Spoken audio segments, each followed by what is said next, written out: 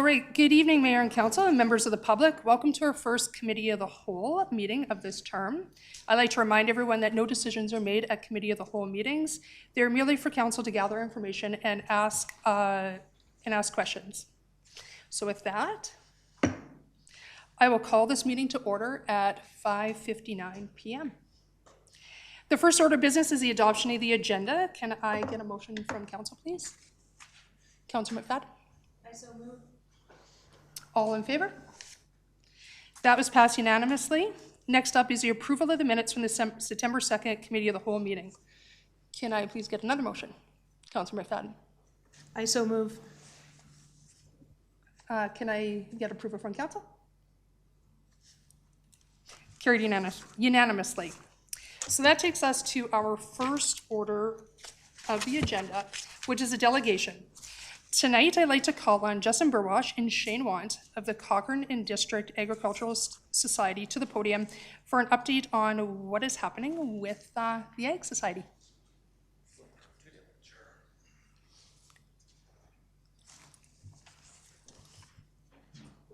And just as a reminder, presentations are limited to 5 minutes for individuals and 10 minutes for groups. So you guys have a little bit of time to be able to share your information. Okay, thank you for having us. We've also got board member Dale Palmer here with us, kind of a late arrival, so we're glad to have him with us here. First of all, congratulations to all you on your election success, and thank you for putting yourselves out there. I know municipal politics isn't all roses, so I appreciate that very much. And thank you for having us here today. It's been a while since the Cochrane District Ag Society has been in front of you and given you an update and kind of represented who we are. So we're happy to have this opportunity. So with that, there'll be pieces of this I'll burn through really quick, and there'll be other pieces I slow down on. And then obviously you can ask questions at the end. I'm not opposed to stopping me in the middle if you have a question along the way. So with that, figure this out. Arrows don't work. Enter doesn't work. Oh, Shane works. Okay, so with that, on our agenda here is we just want to talk about who we are, give you a brief history of the Ag Society, talk about our facilities and the user groups that we support, talk a little bit about where our funding comes from, our financials, and then talk about what our 4 key planning and goals are going forward from now. So with this, we just a quick summary of our mission and vision. Our mission is to launch equine and sports-centered facility that's affordable, accessible, well-maintained, and we want to foster good partnerships with the community, business, and individuals. Our vision is to provide first-class facilities and programs that reflect our regional heritage, but really bridging the town and the country. So we have a unique ability to do that given our location and our facilities. Well, who are we? So our roots go back to 1910. So we've been around for 114 years. There's a small gap in there due to a fairly large war. But then we reincorporated under the Alberta Association of Agricultural Societies. With that, we have 12 board members, all volunteer, and they run on 3-year terms. We have 146 acres right in the middle of town. So we're right at the intersection of 1A and 22. We've been at the heart of the construction for the last 3 summers. So since 2022, we've averaged over 300 commercial bookings every year, and that totals about 60,000 visitors to our location every year. And most of those visitors are coming from Cochrane, Rocky View, and Calgary, although we do see visitors from around the world, US, Mexico, and Europe come in there for sure. We have everything from biking, riding, dog agility, dog shows, youth development programs, and we also incorporate a lot of community involvement to make things happen that happen on our site. The one picture you see there on the community involvement is Bike Cochrane. all hands on deck building the bike trail there. A bit of our brief historical timeline. We go back to 1910 when we first started hosting events. 1973, we were incorporated under the Alberta Ag Society Act. If I kind of skip forward a little bit on this, 2021 is when we officially got ownership of our land.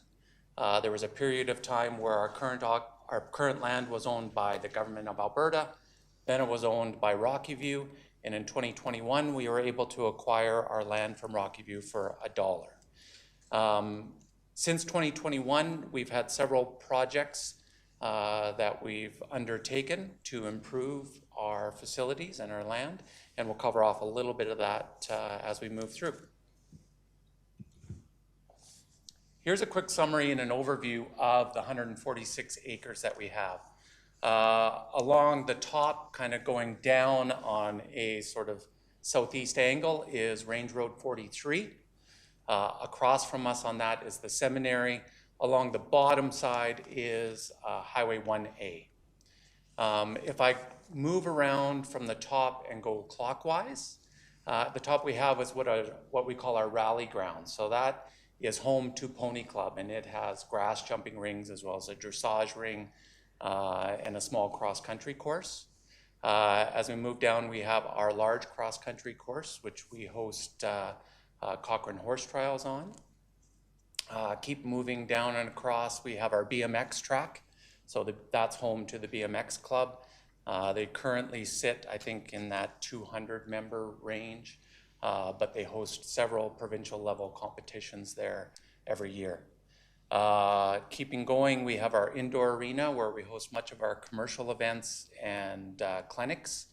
We have the Ranchlands Horse Park, which is Cowboy Up. It's an obstacle course for horses and quite an entertaining venture and entertaining activity in itself for sure. And that's home to the Extreme Cowboy Association.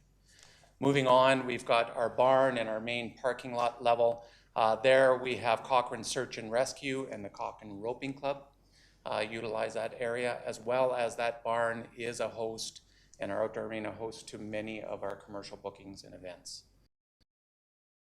We loop up to our bike trails, which is home to Bike Cochrane, and the Buffalo Bean Trail is the main one that they've created there, although they've got lots of family-friendly trails at that location. Here's a different way of looking at our facility and our land. And what we cover off in this is some of the activities we've had over the past few years. Looking at the time, I'm going to keep burning through these things quickly. So 1, 2, and 3 are in red, and that's where we've really taken a bunch of earthworks and expanded our parking lot facility. So around our barn now, everything is all one elevation. We could park probably 1,500 or more cars at that elevation on top of having our barn there. We've got an overflow area, which is good for markets. It'll be grassed in.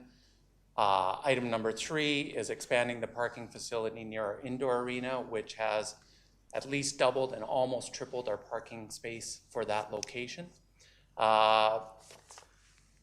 Area number 4 up there is we've done a bunch of leveling and done some earthworks to make use of about 20 more acres of land up there. So we've got one elevation of land to work with up there, and that will come off of the West Hawk development at the northern access point. Point number 5 is our horse trials, our cross-country course. We've leveled out some land there and made that land more usable. And then the entrance to the BMX area has also been improved through this. Overall, we've had millions of dollars of work and earthwork done on our land over the last 3 years. Item number 7 is we also did our roof of the indoor arena, which is about a $450,000 project. Overall financials and funding, we operate on about $400,000 a year. 80% of that we create ourselves through our commercial bookings, our fees, and our events, clinics, that type of thing. 20% of that comes from grants.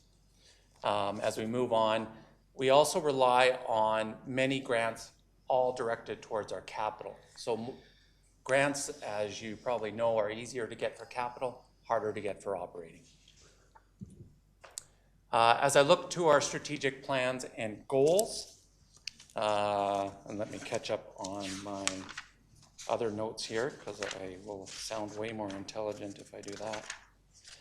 So if I categorize it into 4 areas, we talk about access. Number 2, we talk about utilities. Number 3, we'll talk about services. And number 4, we'll just talk about awareness and support. So first of all, access. We got lots of changes on how we're going to access our land. With the West Hawk development coming on the west side of us, we've got access off of the 1A, which is changing dramatically. And really, we're a little bit up on the air and feel like we've got lots of things to figure out on how we are going to have that access. The other access is up on our north side, where we come off of Range Road 43 and 262.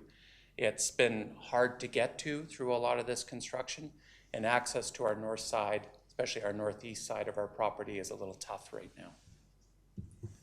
Utilities, we've gone through decades without any water, sewer, sanitary, or storm on our land, and that's been a barrier to making plans to develop the facility for the community in the long run.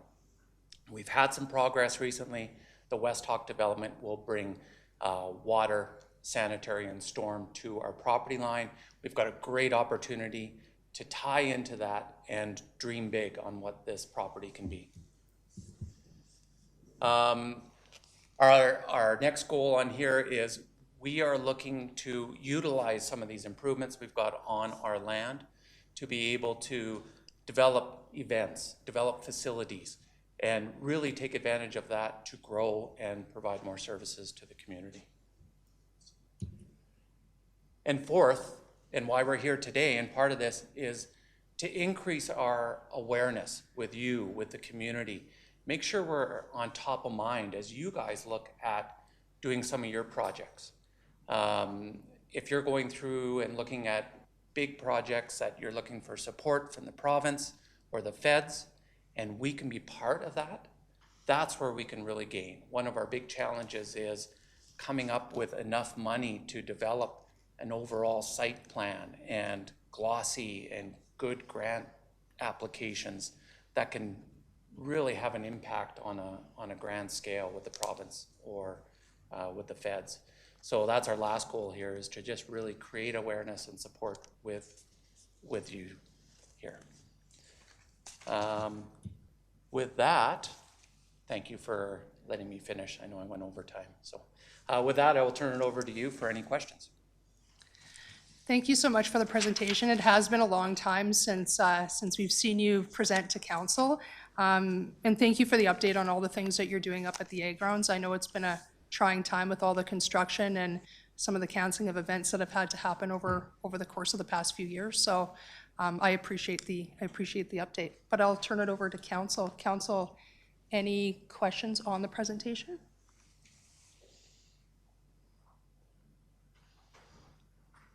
Councillor McFadden? Yes, thank you, gentlemen. Thank you very much for your presentation. Of course, as you're going through all the great activities you have, you made me want to go get my horse and skip a council meeting, but not an option. So I really, I was aware of most of the work that's being done. You've identified kind of the big challenge for forward momentum is the ability to tie into utilities, which I think you'd identified was just under $800,000 to do. And so you flagged it for us, I think probably with the intention that we would help some way with the funding of that, or what is what's the ask, or how do we want to close that gap? Yeah, I guess I didn't come here with a specific ask. No, I understand. For you guys. And even awareness, what we're doing right now is hopefully tomorrow at our board meeting, we're going to approve a certain chunk of funds to work with an architect and planner to really work on that main bench we have, which is our barn and the big parking lot and our outdoor arena. And what we want to do is come up with an overall site plan and some images, some 3D images and that can envision that portion of our land tying into the water, the storm, the sanitary that is coming in from West Hawk. Okay. From what we understand right now is that'll be stubbed in right at about the current entrance to Bike Cochrane Trails. So we'll have an entrance at that point with some services that may come slightly into our property line, and that gives us an opportunity to focus on that piece. Once we start to work through this, we'll understand more of what the cost will be to hook up to those services. And that's when we'll look to build a realistic grant and a realistic proposal of what our facilities could look like and how we can tie into that. Fair enough. And you'd also identified that with the 22-1A update, of course, the access off of Highway 22 has changed. That site is accessed, impacting probably BMX the most intensely. Yes. That's a reality that we're not going to be able to change. Any proposed solutions or reuse of your site to allow for better access, or are we, it's just a bit of a drive to get there? I understand that we would have to work with the roads that are there. So 262 and 43 are really the access points that we're gonna have to work with. Yep. And in the long run, that'll just become the norm, is what I believe. But yeah, understanding, I guess, for sure and confidently what that means. And we'll look to improve sort of that facility and that access where BMX is right now. Yeah. That, from a water and development perspective, that piece becomes one of the most challenging pieces in the long run. But we're still committed to trying to figure out what the best one is of that.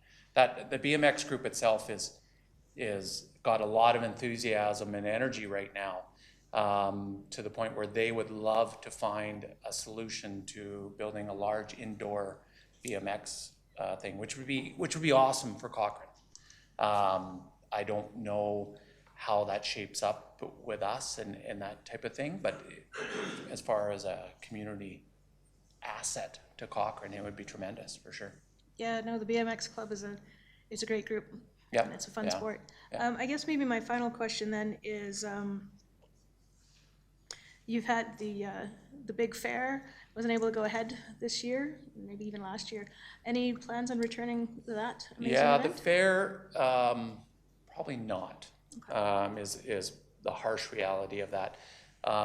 With a volunteer board, the fair is extremely manpower intensive. And so we were having a lot of burnout. The other problem was sponsorship. So we maybe broke even on some of those years, but it was really hard to sustain because sponsorship was really tough and people were really tough volunteers. So we were finding that to host that 3-day fair, we would dedicate all of our resources to that and then none to all these other things and come out of that with a bunch of burnout and really hard to maintain as a volunteer group. So right now it's not on the radar to revive. Okay, yeah, it sounds like a fair assessment. It's a great event, but reality happens. Yeah. But yeah, those are my questions, but thank you, gentlemen, and to all of your volunteers for a great facility. Yeah, thank you. Councillor Wilson? Thank you.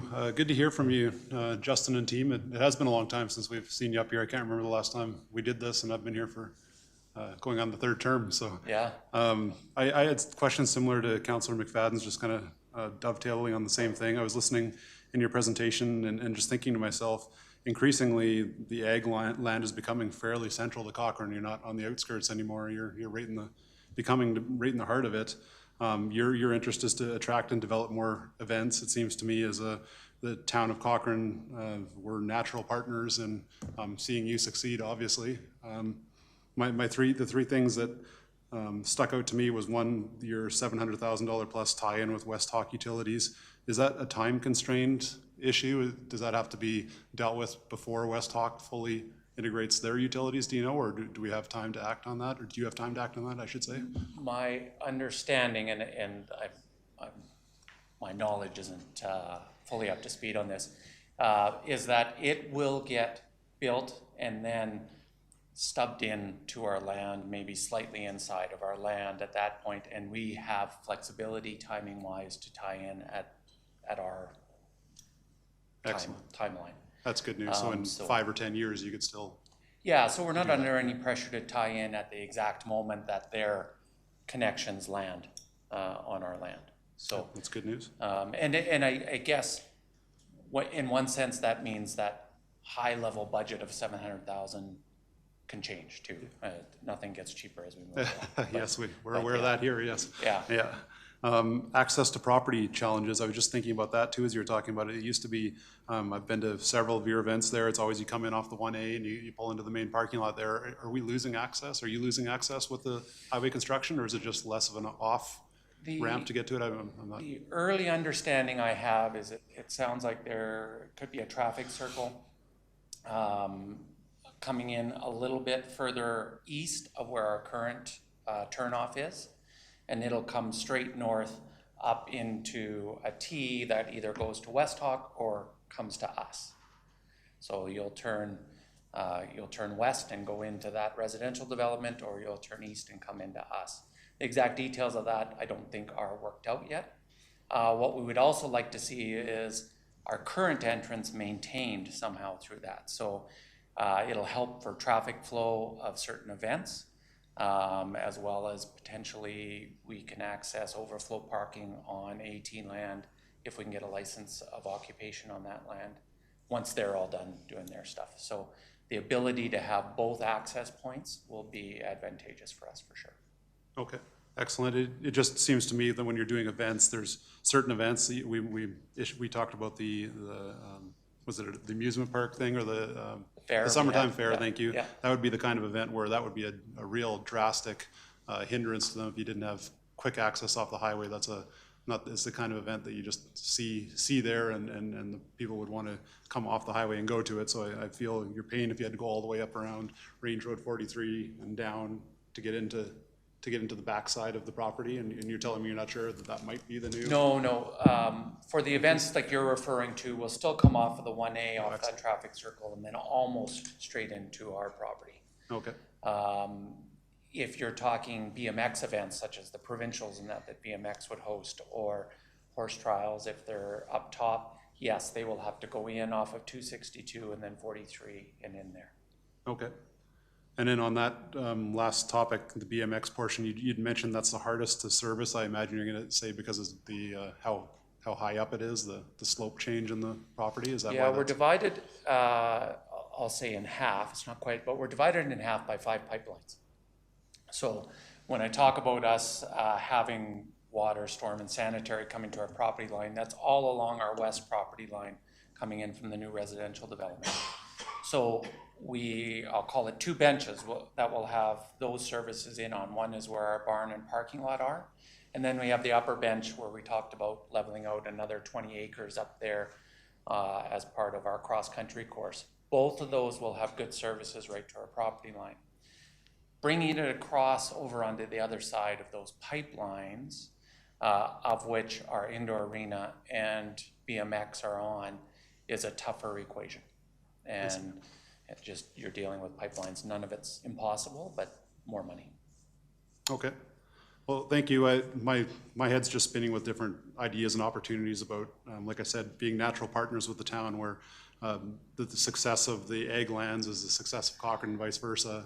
It just seems like a natural opportunity to partner in things in the future. And thank you for being here to share what's going on at the ag lands. I also noticed, if it pleases the chair, that maybe administration had an update just on the entrance portion, the transportation piece. Yeah, through the chair to Councillor Wilson, Mr. Burwash and I have been in discussions, and the roundabout that's being planned at the entrance, it'll just reconfigure their access, so there will be some cost impacting certainly the Ag Society in terms of a new access. The challenge is the design of the roundabout will preclude their current access from staying in the same location, is my understanding. So that's the challenge. The other thing I would share is 262 is intended to be complete by December, so the upgrade will be complete there, and then coming down Range Road 43 to provide access to the northern portion. And the only other thing I would add is some of the benefits from the development of West Hawk have helped a portion of the lands for Ag Society. I think the other portions that Mr. Burwash was referencing in the challenges would be helped by the seminary when they do development, and they've approached us about different opportunities that they're going to explore. So again, as you said, 10 years from now, there could be different opportunities for other portions of this. It is a real jewel in our community. When you think of Horse Creek Park, this large property, the Cochrane Ranch, the Big Hill, it really distinguishes us as a community. Yes, absolutely, and it just seems to me that, I don't know if there's any other place in our town where events could be hosted of the magnitude that you're able to accommodate, so it just seems like a really important thing to Cochrane at large. Did I hear that the new entrance would allow cars to come off the 1A up the new West Hawk Road and allow the vehicles then to go into their 1,500 parking lot? Correct. Yeah, okay. Correct. It's just the portion that's right along the highway right now. When you go, it's pretty much like an farm, like a very similar or simple access, and then you just turn right on you're actually on highway right of way on their current access right there. You can see that. So when the roundabout goes in, it's just going to have to go into that area where you see number 2. It'll just go up a little bit further to the north. Oh, excellent. I think that's really good news for the town of Cochrane and the Cochrane Ag Society. That's good to hear. One of our challenges will be if our whole entrance is moved up to that number 2, we don't have any roadway connecting that right now to our parking lot. So if our current entrance, which I'll say is at the bottom of that number 2 red space, kind of comes in, if that can be maintained, that's a benefit to us and to traffic flow management. But they're very definitely, and where services are coming in is kind of at that top tip of number 2. And we don't know how we even connect that from a road perspective, never mind water, sanitary, and storm from that point. So there's some costs there that we're not account right now and stuff, but we got to figure that out. I see. Okay. Thank you very much. I'll just continue taking up all the airspace. Councillor McDonough? Thank you.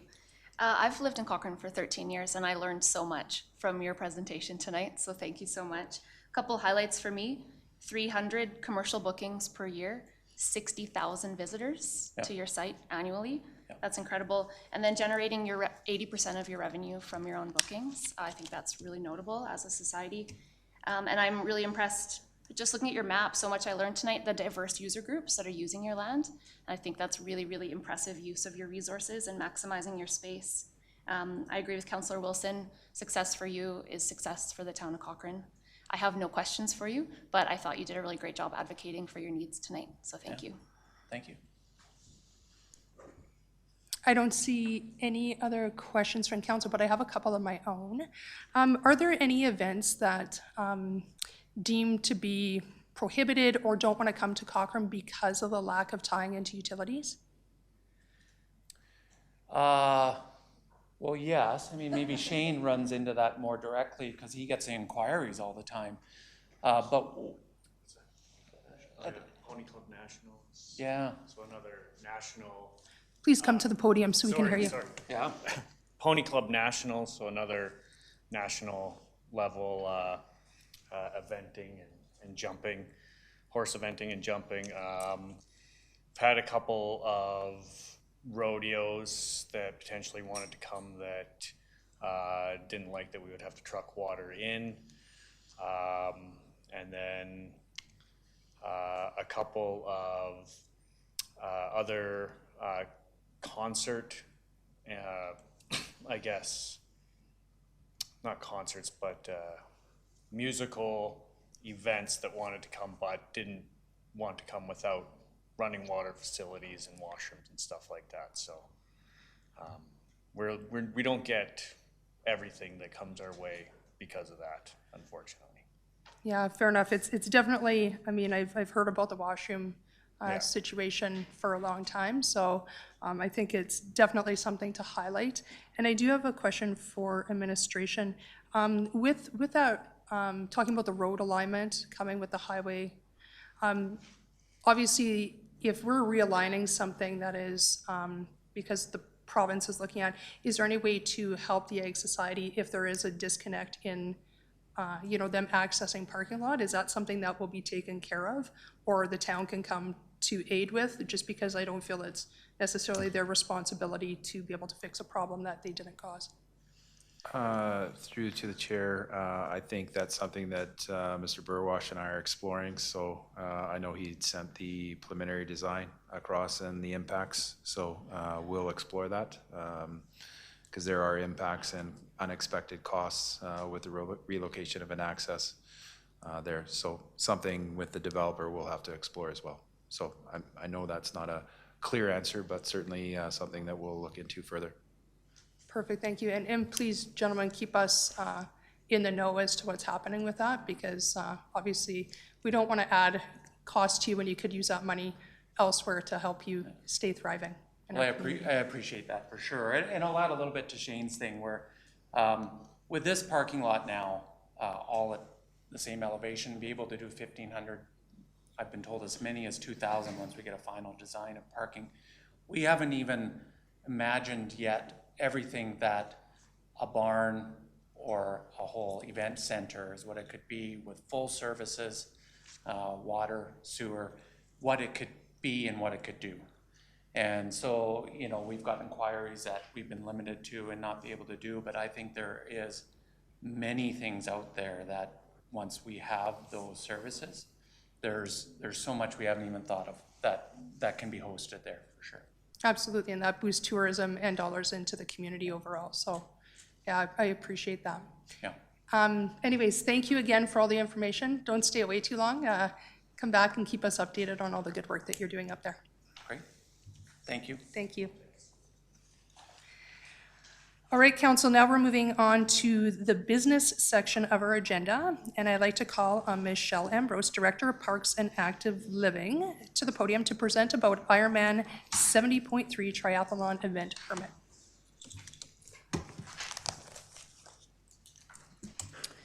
All right, good evening, Deputy Mayor, Mayor, and Council. I'm here tonight to provide an overview of the proposed Ironman 70.3 Triathlon to be hosted in Cochrane in July 2026. I'll also take this opportunity to outline how we currently manage events through a permit process and how future work will strengthen this area to provide clearer guidance and controls for council administration and organizers. So our event permit process, all events on public property must go through the event permit process, coordinated by our community bookings and events team. Most local and community events are approved administratively as a straightforward process that helps organizers understand what's needed for safety, insurance, and community communication. However, Ironman 70.3 is a unique because it has international profile and it has economic impact for Cochrane. This permit process ensures that both the town and event organizers are protected. Organizers must carry insurance listing the town as an additional insured, submit detailed road closure and emergency management plans, and provide communication strategies for residents and businesses along the route. Ultimately, this framework helps us manage liability, safety, community impacts while still supporting events. The proposed 2026 Ironman is organized by Platinum Racing and would mark the 17th annual running of this international triathlon event, bringing athletes from across North America and beyond.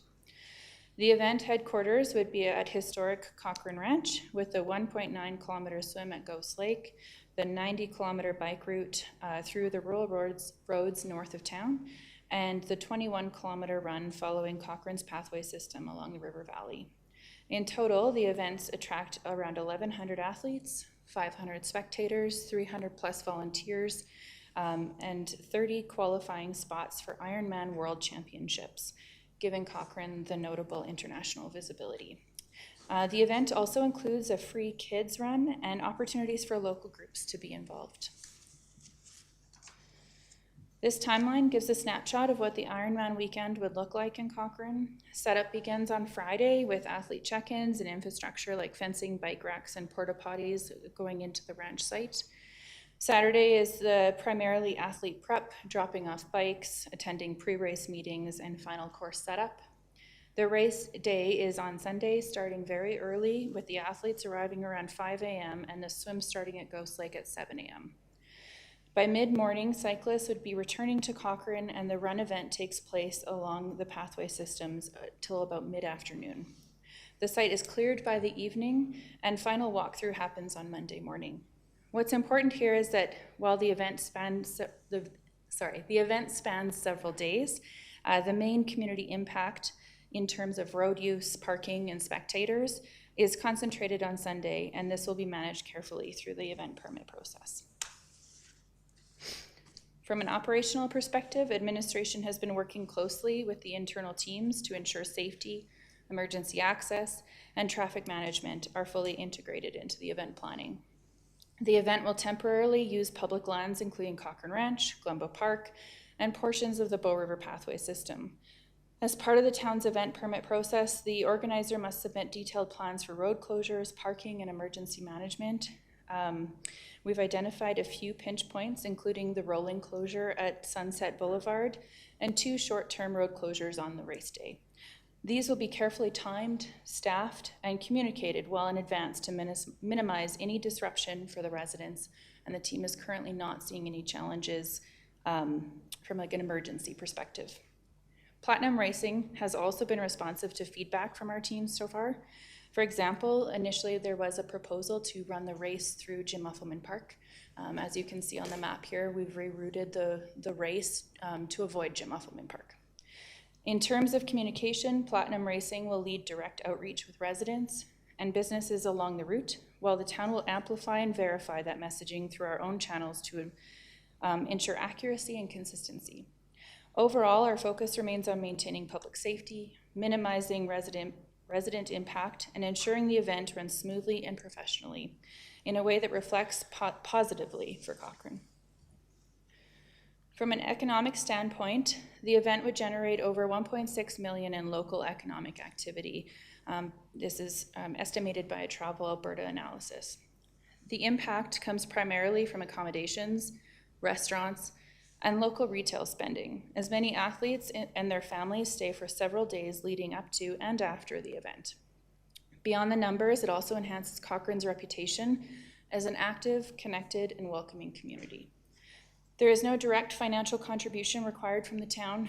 The organizer assumes full responsibility for all insurances, indemnification, and safety compliance. Looking ahead, administration has identified the need for a formal events and festival strategy. Currently, we have event guidelines and event toolkit available on our website, but these serve more as resources than clear direction. As events in Cochrane continue to grow in size, complexity, and community participation, we need consistent tools and standards that support both organizers and staff. The event and festival strategy will define how administration supports community-led events, ensuring fairness, transparency, and consistency in how we allocate staff time, review applications, and set expectations. Part of this work will include creating templates and tools such as scalable emergency management plans to help volunteer organizers plan safely, reduce their liability, and ease administrative burden on staff. The accompanying events and festivals bylaw, planned for introduction in 2026, will formalize what is and isn't permitted, introduce clear enforcement and compliance mechanisms, and give both council administration a stronger foundation to manage events on public lands. Our next steps include administration returning to council on November 10th for formal endorsement of the 2026 Ironman event. And should council provide endorsement, we'll continue working through the detailed logistics and agreements. Additionally, we'll continue developing the events and festival strategy and bylaw, which will be coming forward in 2026. As planning progresses, administration will keep council informed through regular updates, particularly around road closures, communications, and public engagement. Thank you, and I'm happy to answer any questions you may have. Sorry, I should also mention that Platinum Racing is here this evening, so we do have them here in the gallery. Thank you. Questions, Councillor Singh? Thank you for the presentation. I have a few questions and comments I would like to raise for your consideration. Is there a provision or process in place to ensure that local trade, suppliers, and service providers, such as food trucks, event setup crews, and other mobile vendors, as well as other local hotels, restaurants, and cafe, are given priority for involvement in promotions? It'll be great to ensure that Cochrane businesses and hospitality sector are supported and showcased throughout the event. And second is, what efforts will be made to encourage athletes and visitors to explore Cochrane attractions, parks, trails, and business during their stay? So I will make sure I answer both questions through the chair to Councillor Singh. So local impacts, the part of the event includes a market where local vendors will be invited to come to the market at no cost to them. And that will be part of the ranch area where they're able to set up. We have not asked Platinum Racing what it would look like for the second part of your question, what it would look like for promoting Cochrane, but from my interaction with them so far, I would assume that they would be happy to promote all the opportunities that are available in Cochrane to their athletes that are participating.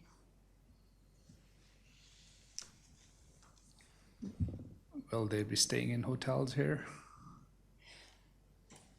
Through the chair to Councillor Singh, I would assume in the package that accommodation opportunities in Cochrane are made available as information to the athletes. Yes, Postal Yeah. Hotel, we're gonna sell out the town. They're gonna sell out. We prefer to sleep here instead of commuting, so we're gonna start here and promote it as host hotel, et cetera. Restaurants, the shores are part of this, and the trip part of it is a big part of our communication plan to the athletes to attract them to the race, to give them more to do other than just the event, and their friends and family who can come with them. Please, if you'd like, please come up to the podium maybe, just so we can all hear, because they at home cannot hear your comments. Okay, sure. Thank you. I'm Tom Bamford with Platinum Racing, the event organizer, and thanks for hosting this tonight. The Ironman event is a destination people train for, they travel to from around the world, and part of our job is to attract them to this race, not necessarily the other 56 of them that are in wherever. And we focus on the lifestyle, we focus on the dining, the accommodations, the extra activities, day trips back and forth. So as a base camp for the adventure of the weekend. But most people don't come for a weekend, they're coming for at least a week because they tie in all the great attractions we have in the region. So we want to ensure that they're staying in town, they're eating in town, they're enjoying the event, festival, right? We make more of it than just a show up event and leave. The expo, the merchandise, we bring keynote speakers in, we have the kids fun run the day before. It's a festival, it's a fitness festival ultimately. And some of the Cochrane Triathlon Club came out just to support the efforts, and they're pretty excited to hear this might come to town because they've got a big part of the scene here in southern Alberta. Hope that answered your question. Yeah, go ahead.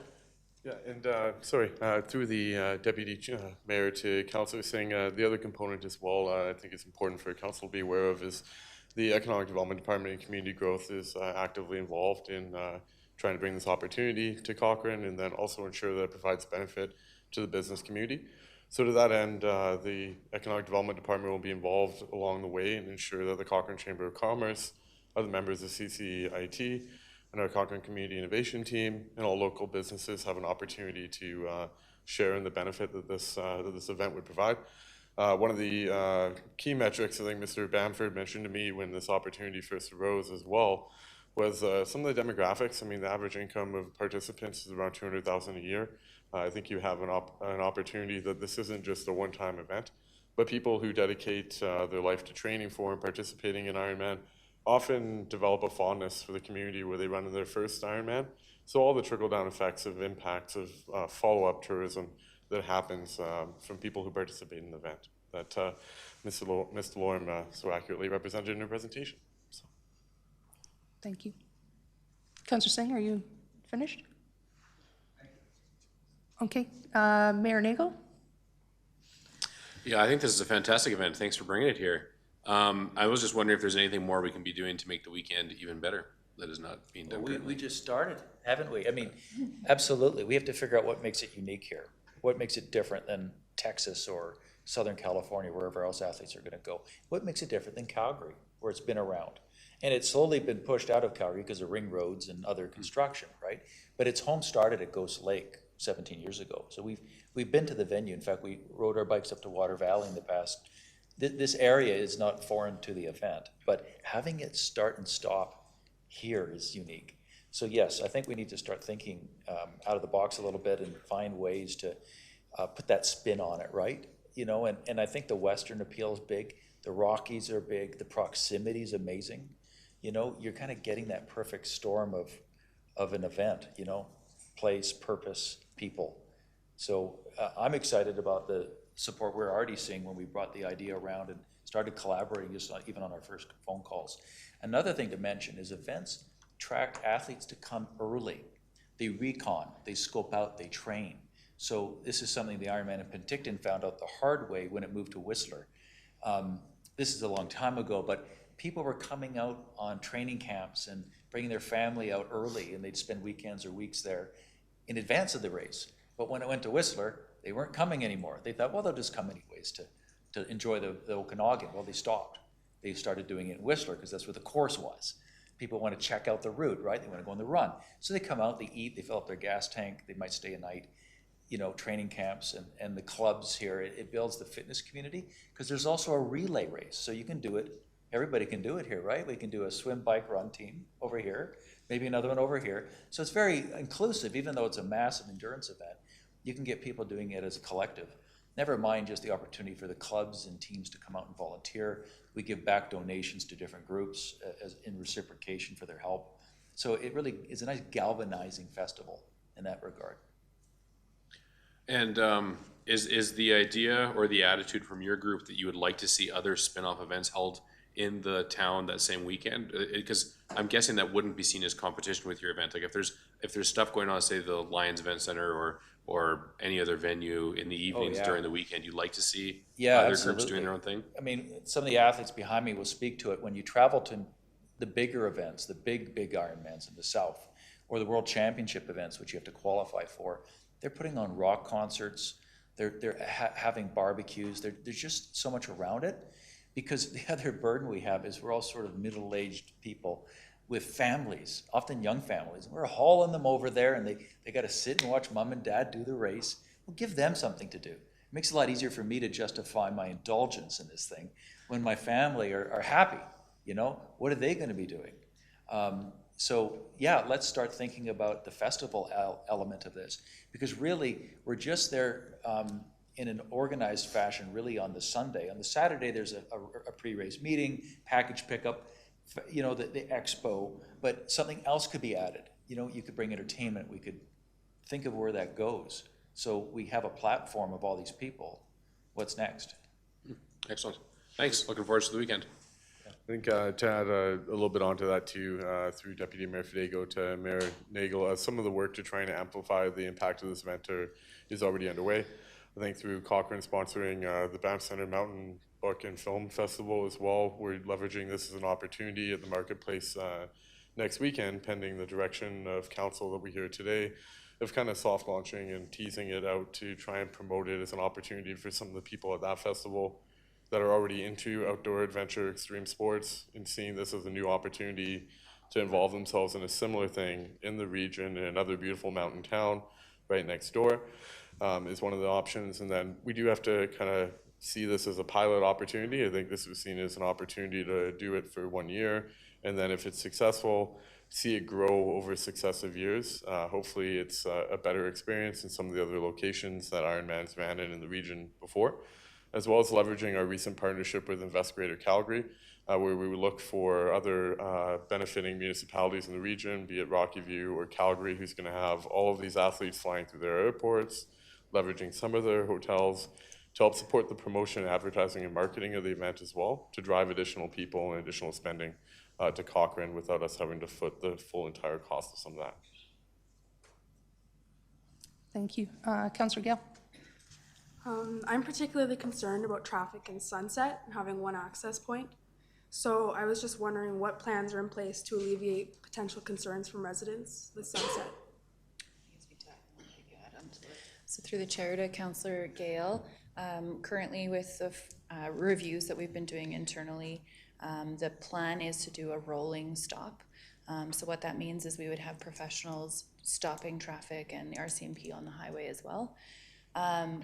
Through our conversations with municipal enforcement and fire services, from an emergency perspective, they have no concerns about that approach. But part of the communication plan in this entire event is that all of Sunset residents would be notified about the event, and we would ensure that they're aware of the rolling closure. So if they have an appointment or anything that they need to be at, that they would know to either leave early or expect delays. Do you want to add anything to that, Tom? Yeah, this is typical for all the communities we come in and out of over the years. And what we've learned way back was that effective communication early goes a long way. Mailing, signs, community outreach, just so they know there's this time window that it's a little busier. We don't close the road. Cars can still come and go. Emergency vehicles get complete first priority access. It's all managed by professional RCMP and professional road flaggers. And what we've seen in the busiest moments of it is 15-minute wait. So it's not hours like, we're locked out. It's coming and going, and that's the busiest time. And then when it's spread more out at the very beginning, very end, 5 minutes is typically what we've seen at different communities like Auburn Bay and Harmony, and where else have we been? Mackenzie once. And I mean, we've, over 17 years, the event is typically had those access pinch points for a little bit of time. But the story was years ago, before I was involved as the organizer, there wasn't great communication. And that was, I think, discovery when they were coming back. And suddenly, half an hour later, people are wondering, when do I get out? So just letting people know there's that happening made a huge difference, even just over 1 year's period of time that we learned. So that's our approach. I just have one small follow-up. Minor operational costs are cited. So I was wondering if administration could confirm a projected range and how much these costs might be. Through the chair to Councillor Gale, the minor operational costs are the event permitting costs. So we pull our teams together the same way we would with any other event, making sure that we're doing internal circulations. So that's what I'm referencing there is the staff time. That's all. Councillor McFadden. Yes, thank you very much. Just leading off of Councillor Gale's question, identifying, of course, the key concern, negative impact, of course, is concerns about traffic. I have to admit, my first thought when I heard about it was I'm booking that weekend out of Cochrane. But I am reassured in looking at the schedule about how it would roll out, that it really is, the way it's being planned and managed, it really is just one busy morning. And of course, the downside then is that even what the traffic is going to be, and so it was identified that traffic wouldn't be stopped, it'd be rolling, the RCMP would be engaged to manage that traffic piece, which I found comforting. And I imagine you're going to contract the RCMP to cover those costs. The question is, that cost is on you? That was my question. I was making that assumption, but I thought I'd get some clarity. And it's the same crew we've worked with for many years. Yep. The RCMP are the same crew we've worked with. The same sergeants, the same dispatches, the same people. We know them quite well. So, yeah, we cover that. Okay, yeah, and they're familiar with your event, so that adds some comfort to me. Because, yeah, when I first read this, I was like, oof, I love it from a tourism win, certainly. And as the mayor and other of my colleagues have identified, there's the economic spin-off wins for our businesses, and it's a huge amount of folks coming to town. And then I had that excitement, and then I was like, ouch, it's a lot of people to be sharing my pathways with that weekend. But your plan does provide me with some reassurance that it is well managed, and that there certainly should be a lot of more upsides than downsides in our community that weekend. So again, my concerns were primarily about how that's managed in the community, and of course the traffic impacts. So I appreciate the strategy you've got laid out there. So thank you for the clarification. Through the chair to Councillor McFadden, I think one thing I would note is that through Glenbow Park and along the river, those pathways will remain open. However, the road just past St. Tim's, all the way down through to the ranch will be closed because that is where the bikes will be on the pathway itself. The trails in Cochrane Ranch will still remain open. However, just with the speed of the bikes coming down, we will be closing that pathway for safety. But the running pathway will remain open to all residents. Excellent. Thank you very much for the thorough update. I appreciate it. Seeing that there aren't any more questions, I do have a couple questions of my own.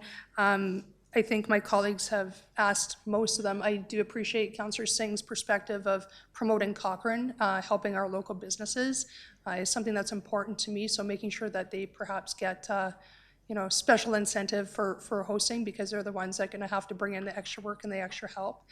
I really liked your thoughts on communication. You're absolutely right. Communication does need to start early.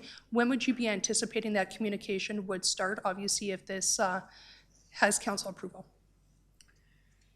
Well, it can start as fast as we want to. We can get the message out, first of all, announcing it as a celebration, this opportunity for everyone, athletes, community, all the rest. And then details about the event, be it a booklet or maybe even just a small promotional video that we put together quickly, just to say, here it is, this is what we're doing, here's what to expect, here's how you can enjoy the weekend with the athletes, volunteering and such. We can organize that even before the New Year. So I think it's something we can get off the ground quickly. And then we can get more granular about the time frame. But also I think what's important, like you say, to reassure people that we're not shutting down the town. We're not shutting down your neighborhood even. There'd be a little bit of a delay on Sunday morning between 11 and 12, but the rest of it is pretty much business as usual. We've got strategic spots for parking out of the way. We're not shutting down the paths. It's kind of spread out. So yeah, I think we can get the messaging out quickly. You're more optimistic than I am on some of that messaging when it hits social media, just on shutting things down, right? I only have one last question, and that's for administration. Are there any red flags that haven't maybe been brought up to council that we should be concerned of as you've gone through your talks? Through the chair to Deputy Mayor. I would say with this current routing, no. However, initially what was in the package was proposed to go through Jim Effelman, and then we also looked at crossing the bridge. And like I had mentioned in the presentation, Platinum Racing has been very open to the feedback, and as we're kind of looking at the different safety measures of whether it's people on the pathway or the athletes themselves or emergency access, I would say that with this routing, we've actually worked through some of those potential concerns, and at this point, no. Perfect, I appreciate that. So I imagine you're looking for a decision. This is coming back next week for council adoption if they choose to go that way? That is correct. It will be coming back for endorsement next Monday. Oh, we got one more question. Councillor Singh? About I've seen on the presentation, the parking in Glenbow, on the Glenbow Drive. Would the residents be affected when people will park on the road, or would it be just flaggers flagging the people to come and go kind of thing? So just trying to see the logistic part, because there would be one in the AG Society, I believe, one at the Midford, and one at the Glenbow. Yeah, So through the chair to Councillor Singh, so the parking plan that was outlined and proposed in the package, with that parking plan also comes a communication plan. So very clear communication to all residents who are impacted. So if there is additional parking in their neighborhood, they would be notified through the same channels that Tom has mentioned. And we will also be, if it is endorsed next week, we'll be making sure that we put out a media release, and our comms team is working closely with Platinum Racing to ensure that the communication that's going out is messaged across all channels so that there are no surprises to residents when it comes to the parking. Perfect. Well, I think that's all the questions that we have. So thank you for the presentation, and thanks for explaining what a great economic benefit this could bring to the town of Cochrane. So thank you. And Ms. Ambrose, I think you're staying up with us for a few, yes. or a couple more, yeah. We are moving on to item 5B, Cochrane Public Library Facility Needs Assessment, Phase 1, What We Heard report. Yes. So before we move on to the next few reports, I wanted to pause and show how these pieces all fit together. And the Parks, Culture, and Active Living Master Plan, the Bow River Strategy, and the Connectivity Strategy will be coming to Council for approval in 2026. So over the last 2 years, Council has approved these 4 high-level planning initiatives, which together form the foundation for how we're going to be investing in recreation, parks, culture, and connectivity over the next decade. The Parks, Culture, and Active Living Master Plan is an overarching framework. It gives us the data, the priorities, and the long-term direction. The Connectivity Strategy, Library Facility Planning Project, the Bow River Strategy, each support specific areas of that framework, ensuring our planning is coordinated across all parts of the community and based on shared data and engagement. It's important to note that these are strategic plans, not construction projects. They don't provide infrastructure level answers, but they lay the foundation for future decision making. So as we move into 2026, this coordinated approach will allow Council to make better informed decisions across all of these areas rather than viewing them in isolation. So the next presentation is the Library Facility Needs Assessment. The title, Your Voice in Every Chapter, reflects the approach that we've taken, centering residents and stakeholder input to help us understand how library services and facilities needs to evolve as Cochrane continues to grow. Tonight's update provides an overview of what we've learned so far in Phase 1 of community engagement and how this work will inform next steps in Council's consideration in 2026. This project is being led by the town of Cochrane, with the Cochrane Public Library as the key partner. The library has provided funding to complete the facility needs assessment portion of the study, and this work began in 2025 and is designed as a 16 to 18-month process, ensuring that the final recommendations are grounded in both data and community input. The town engaged FBM Architecture in partnership with O2 Planning and Design to lead the work. Together, they've completed similar studies across Canada for fast-growing communities like ours. The study includes several components: a facility needs assessment, partnership and co-location, feasibility site and a location analysis, high-level concept design, and a financial and implementation plan. So Council endorsed this project in 2024 to begin planning for Cochrane's future library and community hub, and was approved through the 2025 budget process. We officially onboarded the consultant team in April 2025 and launched Phase 1 community engagement at the end of June. This phase focused on understanding how residents, partners, and the library and board envision the library's future role, both as a learning space and as a community hub. We're currently wrapping up Phase 1 and transitioning into Phase 2, which will include site and location analysis, a high-level concept design, and financial modeling to understand cost and feasibility. The next key step will be working with Council in early 2026 through a visioning session to explore guiding principles, partnership opportunities, and how the library could best integrate into Cochrane's broader community fabric. The project remains on schedule, with the draft and final report expected in late 2026. To give Council a bit of context on who's leading this work, FBM Architecture is one of Canada's most experienced civic design firms, with over a century of experience in community, cultural, and library facilities across the country. They've delivered landmark projects such as the Halifax Central Library, as well as several smaller community hubs in Canada that focus on balancing design excellence with fiscal responsibility.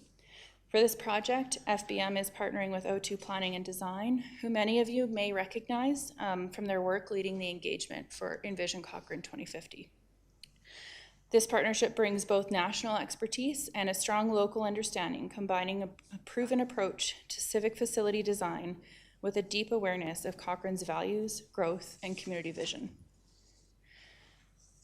So Phase 1. Phase 1 focused on listening to our community, understanding how residents use the library today, and what they imagine for its future. We heard from over 350 residents through surveys, pop-ups, and self-guided engagement booths. A total of 266 surveys were completed, with hundreds of open-ended responses. What's particularly encouraging is that we reached a broad cross-section of residents. from frequent library users to those who rarely visit. This inclusive approach helped us capture both the strengths of the current library and the barriers that prevent some residents from accessing its services. Overall, Phase 1 gave us a strong foundation of community insight that's now shaping the technical analysis and concept work for Phase 2. Cochrane residents have a deep affection for their library and the people who make it special. The consistent message across all feedback was that the library is a valued community hub. At the same time, people were clear that the current facility has reached its capacity.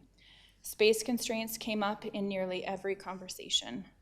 Too crowded, limited quiet zones, and not enough room for programs or study space.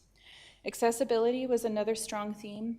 Residents appreciate that the library is centrally located and walkable, and they want to see that sense of accessibility, both physical and social, maintained in any future plan. Many residents also talked about wanting to balance books and innovation, keeping traditional collections while adding creative spaces, cafes, and outdoor reading and gathering areas. And finally, the community wants a future-ready design, one that's flexible and reflective of Cochrane's small-town character, even as we grow. The data supports the same story we heard qualitatively, but it helps us understand the scale and specifics of what residents are experiencing. For example, when asked about barriers, most comments pointed to space-related issues. The top priorities were very consistent: keeping the library accessible and central, expanding the collection, and creating more flexible multi-use spaces. What stands out here is how aligned the feedback was. Across all groups, residents weren't asking for something entirely new, but more of what works in a space that's better equipped for growth.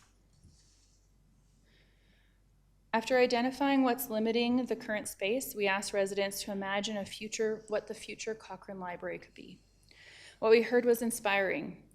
People want a library that's more than shelves and books, a true community hub where learning, creativity, and connection all happen under one roof. Ideas ranged from more study and meeting rooms to maker spaces and creative labs that support innovation. Many also mentioned outdoor reading spaces that reflect Cochrane's connection to the outdoors. Families emphasized the importance for dedicated zones for teens and children, and others spoke about the value of evening and weekend programming to make the spaces more accessible to everyone. Across all of this, one message stayed constant. People love that the library is central and walkable and want it to stay that way. As we move into the next phase, we'll be translating everything that we've heard into guiding principles and space requirements, exploring potential partnerships and co-location opportunities, and beginning to assess sites, concepts, and cost scenarios. To support this, we're looking for direction tonight on how council would like to be involved in January 2026. There's two options up for discussion. We could do a workshop, a facilitated session with FBM Design for a more in-depth interactive conversation. This would allow council to explore different scenarios, ask detailed questions, and provide early input into the guiding principles and site considerations. Option B would be committee of the whole. FBM would present at committee of the whole meeting. This option would still allow for discussion and questions. Through the conversation would likely be more condensed due to the format and time availability. Either approach will ensure council's input shapes the direction for this project. It's simply a matter of choosing the setting and what's best for you to engage. Thank you, and I'm happy to answer any questions or hear your thoughts on how you'd like to engage. Thank you. Mayor Nagel, you're up first. Yeah, I'm very happy to have this conversation here before us. Thanks for the presentation. One of the things that I'm really interested in is grounding the conversation in a financial plan. So when we move forwards with our workshopping or the committee meeting, or if we want to do both, options A and options B, how can we make sure that process is occurring within a 10-year, or a long-term capital strategy plan at the same time? Because what I don't want to do is run off and get a really big, excellent vision and then find out it's $100 million and we have no idea how we're going to pay for it. So instead, I want to move towards a tangible goal that we know we can afford. So how can we do that as part of the process? Through the chair to Mayor Nagel, that is actually part of the project itself, is providing a layout of how we could be funding a potential future library. And part of the visioning and the workshopping with council would really be outlining exactly that, is do we want to look at $100 million library, or do we want to reduce that scope? And we really need council's input through those discussions to understand exactly what direction we should be looking at going. So there's a kind of a two-part answer to that. Council can provide that direction, but also part of the project is providing the funding opportunities for the future build. Okay, and then another question I have, based on previous conversations, I think what I recall is that if we were to just rebuild a brand new facility in the current area, it would only be partially funded by offsite levies because it's only partially required due to new growth. But would that conversation change if we were to build it, say somewhere in a municipal reserve area in South Bow Landing, would then have a larger funding opportunity coming from offsite levies? I may turn to Mr. Hyman to answer that. I know that the current location is part of the community revitalization levy inside its current location.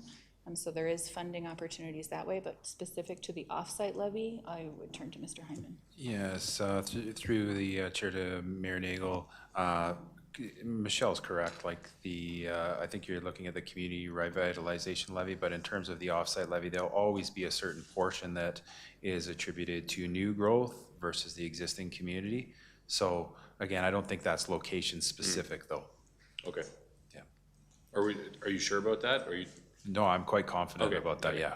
Okay, thanks. Councillor Wilson?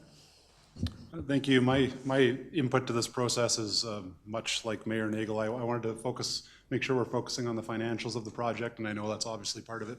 Michelle, for me, I'd really like to also talk about exactly how we can plan out our timing so that offsite levies can be, so we know what portion at least offsite levies could pay for this in the project scope. I'm sure that's anticipated to be part of it.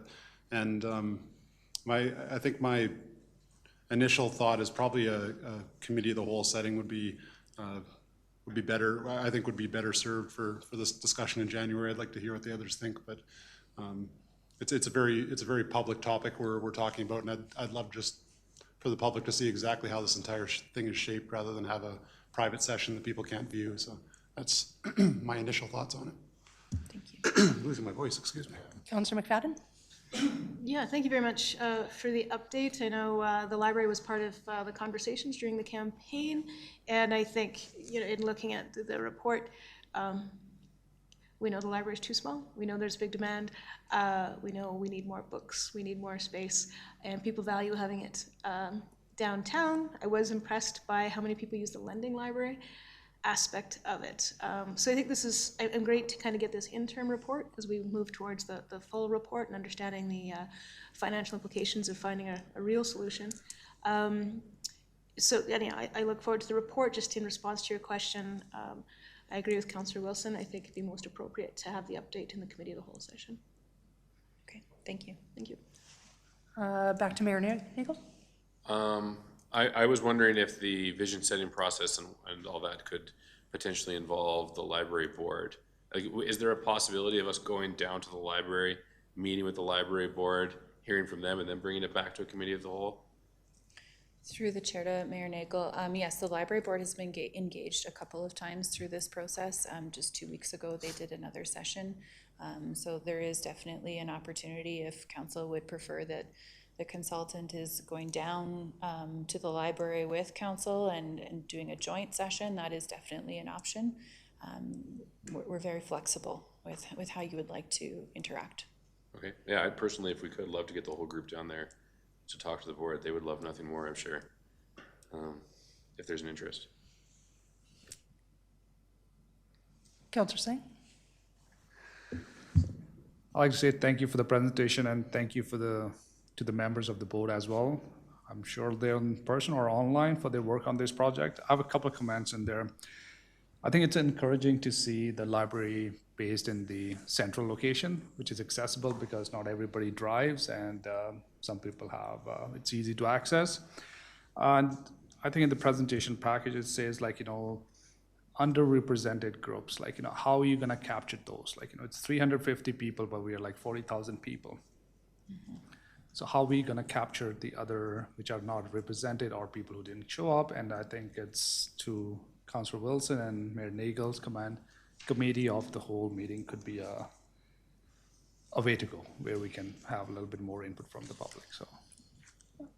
Okay, thank you. Councillor McDonald? Yeah, I think it's going to be a really interesting conversation how we do this in a fiscally responsible way. I think the location is probably what I took most out of the report, was the call for it to remain central. And when we look at user groups and people who live without access or living without transportation, having our library somewhere that it has a lot of strong connectivity, strong transit access, strong walkability and bikeability, those are all really, really important factors, I think, for library users. I'm comfortable with either format for how we move forward, but of course, as much public involvement as possible. So I guess committee of the whole would be the best way to do that. And I'm very interested in visiting the library in between those two things. Thank you. Councillor Gill, any thoughts on option A or B? I echo everyone else. I think that getting the most public consultation as possible is a good move. Councillor Gill, can you turn on your mic? Like I said, I think getting the most public involvement is huge. And I also echo everyone else in saying that I think hopefully we can keep it the main location where it is now, central. I think it's the most accessible and it makes the most sense. But I could just see space being a barrier. But like I said, I would love to go and meet with everyone and talk with as many people as possible about it. So that's all. Mayor Nagel? Just something to mention, once we get a price tag, the timeline sorted out, I'd also love to have a conversation about temporary stopgap measures as well. If there's ways we can use our existing spaces, facilities, opportunities to continue to program the library appropriately while we wait to actually break ground on a new facility. But yeah, that's a different conversation for after this conversation. Councillor McFadden? Certainly, I support the mayor's perspective on this. I think the work needs to be done, and out of this report, we're going to understand the cost of it, and then the big question will be, how can we find a way to afford that in a reasonable time frame? But yeah, I'd like us to start considering different options for how we can kind of mitigate the demand, and if there's an opportunity to kind of do some satellite locations more so. I know they have leaned into their programming a bit, but I've often been curious to see if maybe we could do something with Spray Lakes facility there. And I know the mayor is advocating for an idea as well. But yeah, if we could look at different ways that we could maybe provide some satellite location support as we work towards a more long-term solution. Ms. Ambrose, do you have a clear idea of whether or not it's option A or B at this point? Through to Deputy Mayor, I think what maybe I would propose is a potential to do a combination.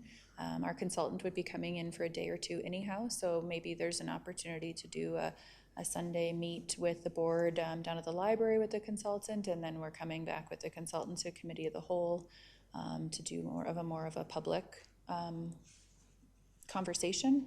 Would that kind of meet the needs of council? Yeah, I personally like the idea of doing both, and I think it's super important for this council. First of all, FBM did great work when it came to their engagement processes dealing with Envision 2050. So I think that would be they've already done and shown us that they've done great work in that space. But I think this council is very concerned about not making any decisions behind closed doors or where it's not publicly debated or discussed, and I think that's super important. So I would agree that probably a combination of the both is probably where we would land. All right, we will make sure that we coordinate something in January then. Perfect, thank you. Thank you. Now, before you go further, I'm gonna look to council. Are you okay to continue going, or do we want to break, or? Small break? Can we take a 5-minute break right now? And then we'll come back. So, I don't know, we'll say maybe say 7:25, or I'll get in trouble if I make it an odd number.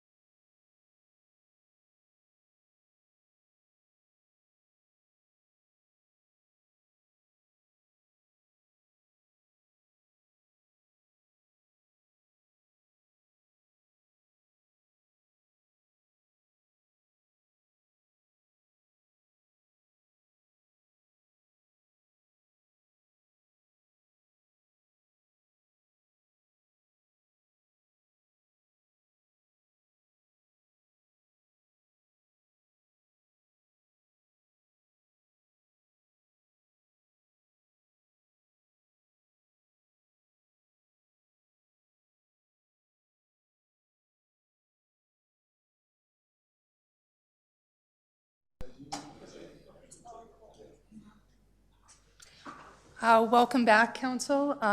Ms. Ambrose, you're back up to present the long-awaited Perks Culture and Active Living Master Plan, Phase 2, what we heard report. Yes. So the third update is the Parks Culture and Active Living Master Plan. This presentation focuses on Phase 2, what we heard, summarizing the community engagement that took place this summer and fall. This phase helps us confirm priorities and identify where residents see the biggest opportunities and gaps across parks, recreation, and cultural systems within Cochrane. So before diving into the engagement findings, I want to take a moment to explain what a master plan actually is, especially since there may be a few new council members who are unsure. The master plan is a long-term guiding document that helps municipalities make strategic, evidence-based decisions and about how and where to invest. It's not a construction plan, and it doesn't commit council to specific projects or funding. Instead, it provides a roadmap grounded in community input, technical data, and fiscal realities to identify priorities and guide future budgeting, partnerships, and capital planning. Most municipalities complete or update their major parks, recreation, and culture master plans every 10 to 15 years to ensure their priorities reflect community growth, demographic shifts, and evolving trends in how residents use public spaces. In Cochrane's case, our last recreation master plan was completed in 2008, and our parks master plan was in 2012, and this is the first time Cochrane has developed a plan that includes culture as an integrated component. This plan also ties directly to council strategic plans and Envision Cochrane 2050, ensuring alignment across all of our service areas. Council first endorsed this project in 2024 and approved the budget to initiate the work.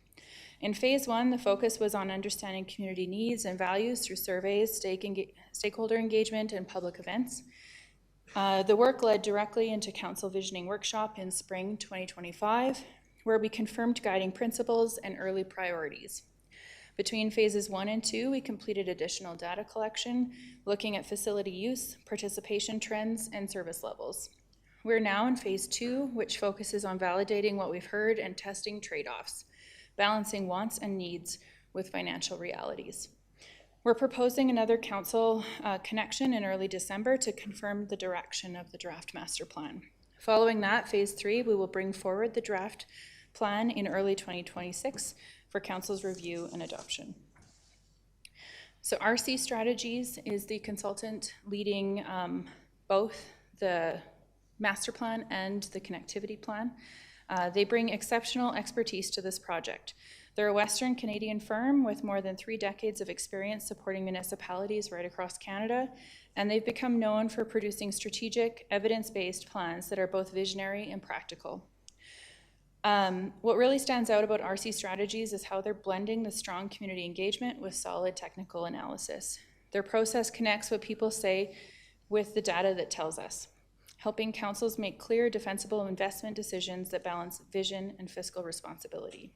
They're also leading the connectivity strategy, which is a real advantage. It means that both projects, the master plan and the strategy, are moving forward in a coordinated way with shared data and aligned outcomes for parks, recreation, culture, and mobility.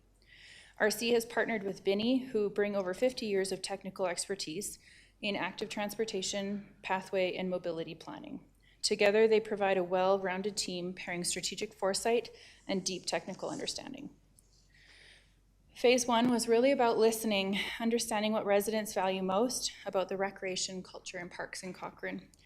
We heard from more than 2,800 people through surveys, mapping, and pop-ups across town. No matter where people live or how they use our spaces, they talked about wanting to stay connected to nature, ensuring spaces are inclusive and easy for everyone to access, and having places that bring the community together that reflect Cochrane's identity.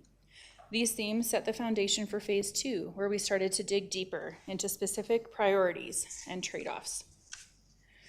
Phase 2 was really about testing what we heard, making sure the priorities identified in Phase 1 still resonated with residents when we were asking them to consider trade-offs and investment priorities.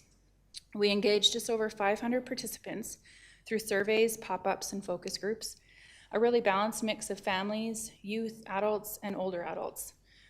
What's encouraging is that we saw broad participation from every neighborhood and from across the recreation, arts, and community sectors.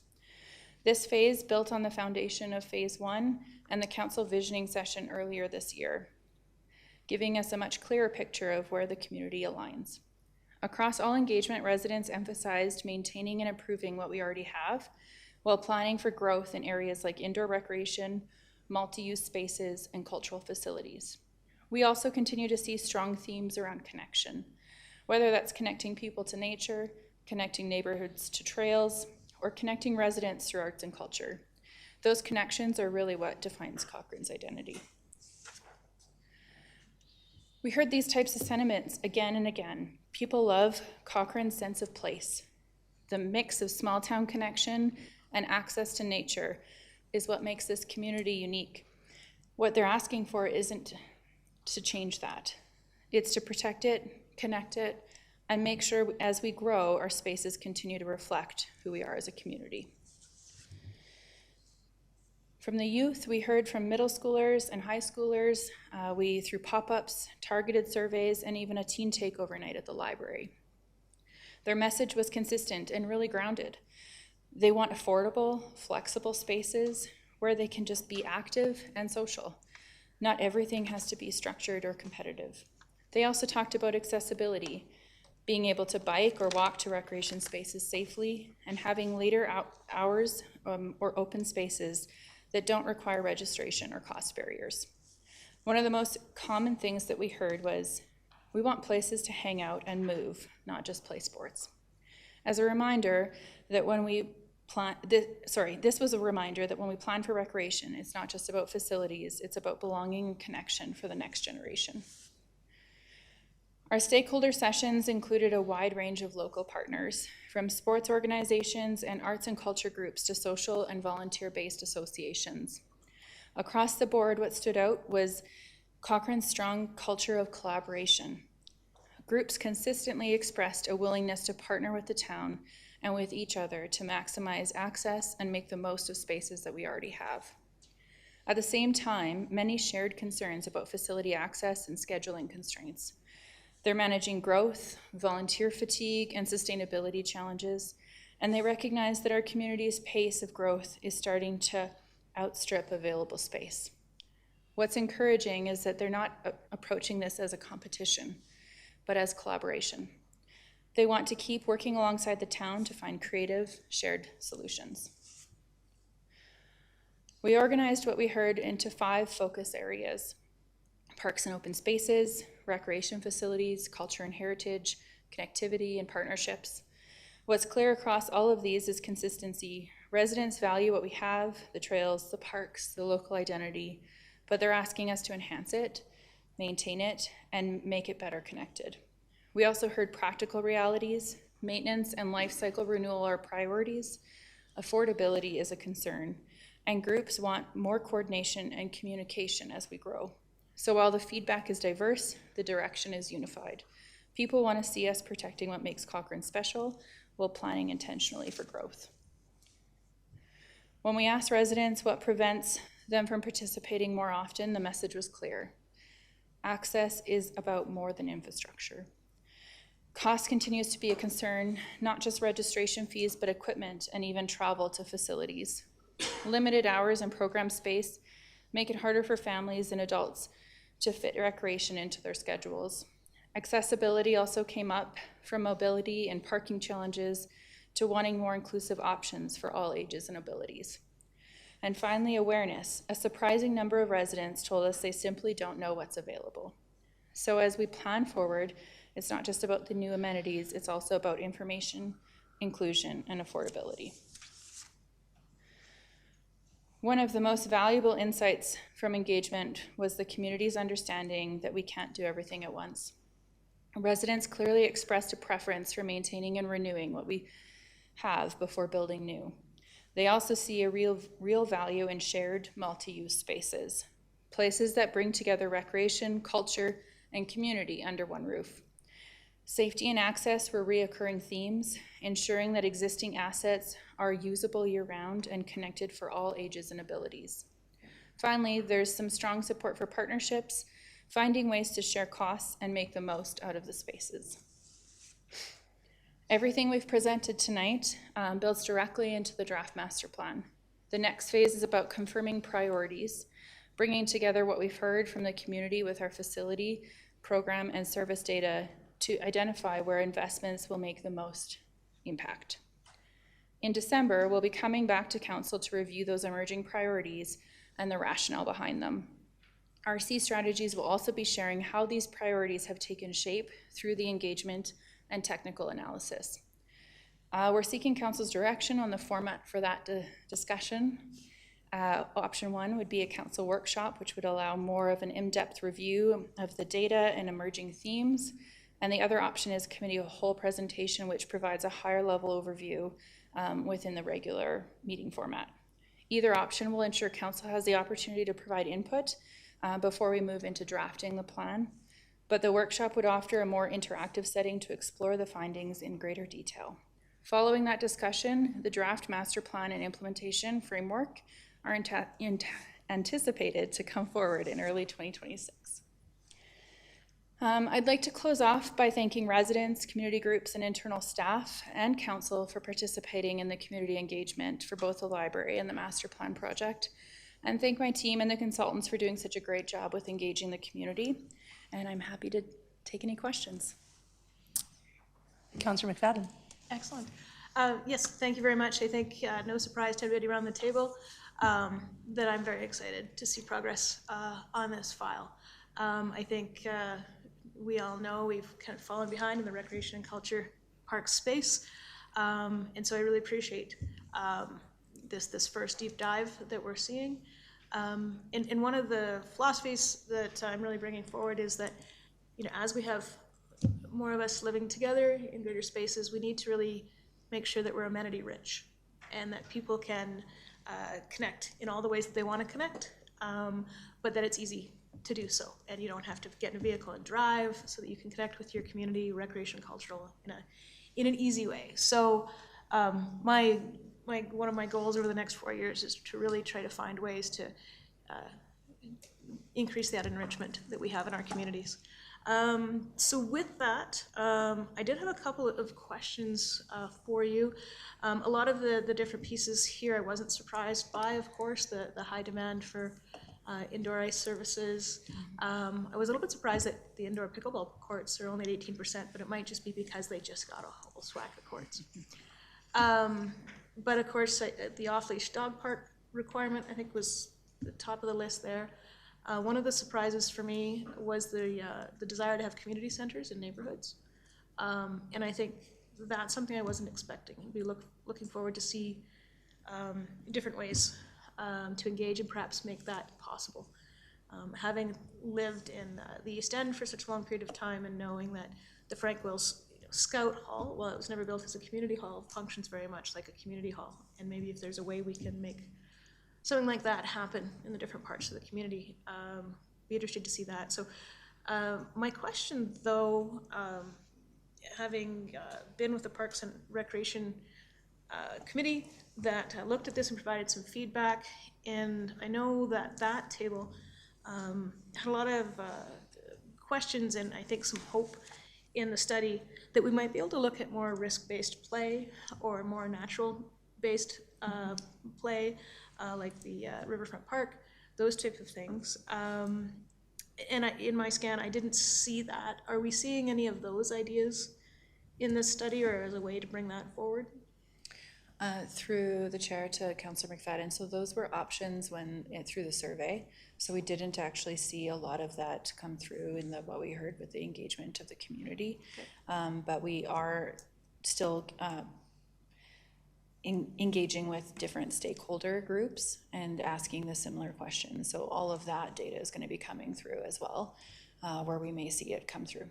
But at this point, the community hasn't identified it as something that they're looking for. Cool. Well, thoughts. And then again, so we've got the 2 youth members participating in the Parks and Rec, so it was great to be able to get what they're looking for out of it. And of course, one of the conversations is really like the monkey bars, But once we drilled into it, it wasn't because anybody really likes using the monkey bars. It's just one of the most convenient places to sit while you're hanging out with your friends. So it really fed into the desire to have that unstructured, safe place for kids to hang out. So, yeah, so I didn't hear that as an advocate for more monkey bars. I heard it as an advocate for easier places for teens to hang out in a safe place. And then some other ideas, which I don't see any traction here. So I think, I don't know if anybody saw, but Fireside just opened up their skateboard park on the weekend.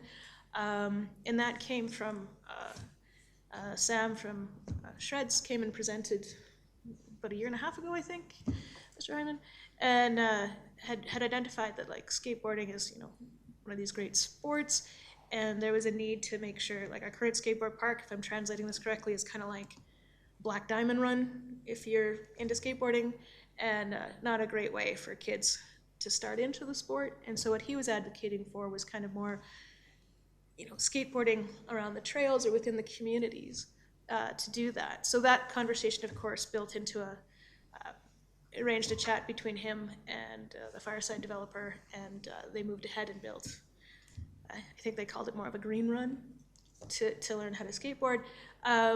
So I'd really like to be able to empower those type of partnerships more with the development community, help them, you know, answer our needs in a more unique way.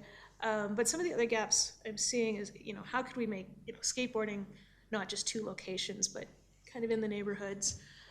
When I look back, you know, kids used to play street hockey, but you can't do that anymore. And so I'd like us to see if we could look at our parks to fill in those gaps. Like, is there a way that we could retrofit the parks to have a small pad so kids could play ball hockey? If we could retrofit our parks to make sure there's basketball hoops. And I think, so I'm not seeing, I think a lot of our engagement was kind of more traditional minded about what's out there.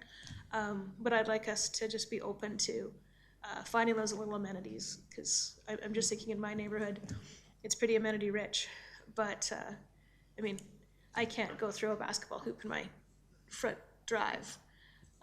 So it really would be great for the hundreds of kids within a neighborhood that something like that could happen. So I'd like to, as we build into the next phases, to kind of look up some of those more pop-up sports that can evolve. Kudos to the team, though. I really appreciate how the Parks and Rec Committee has been engaged on selecting and being part of the conversation around the replacement of parks. And I saw that in the report, that folks wanted to make sure we didn't forget our traditional parks, even as new ones are being built.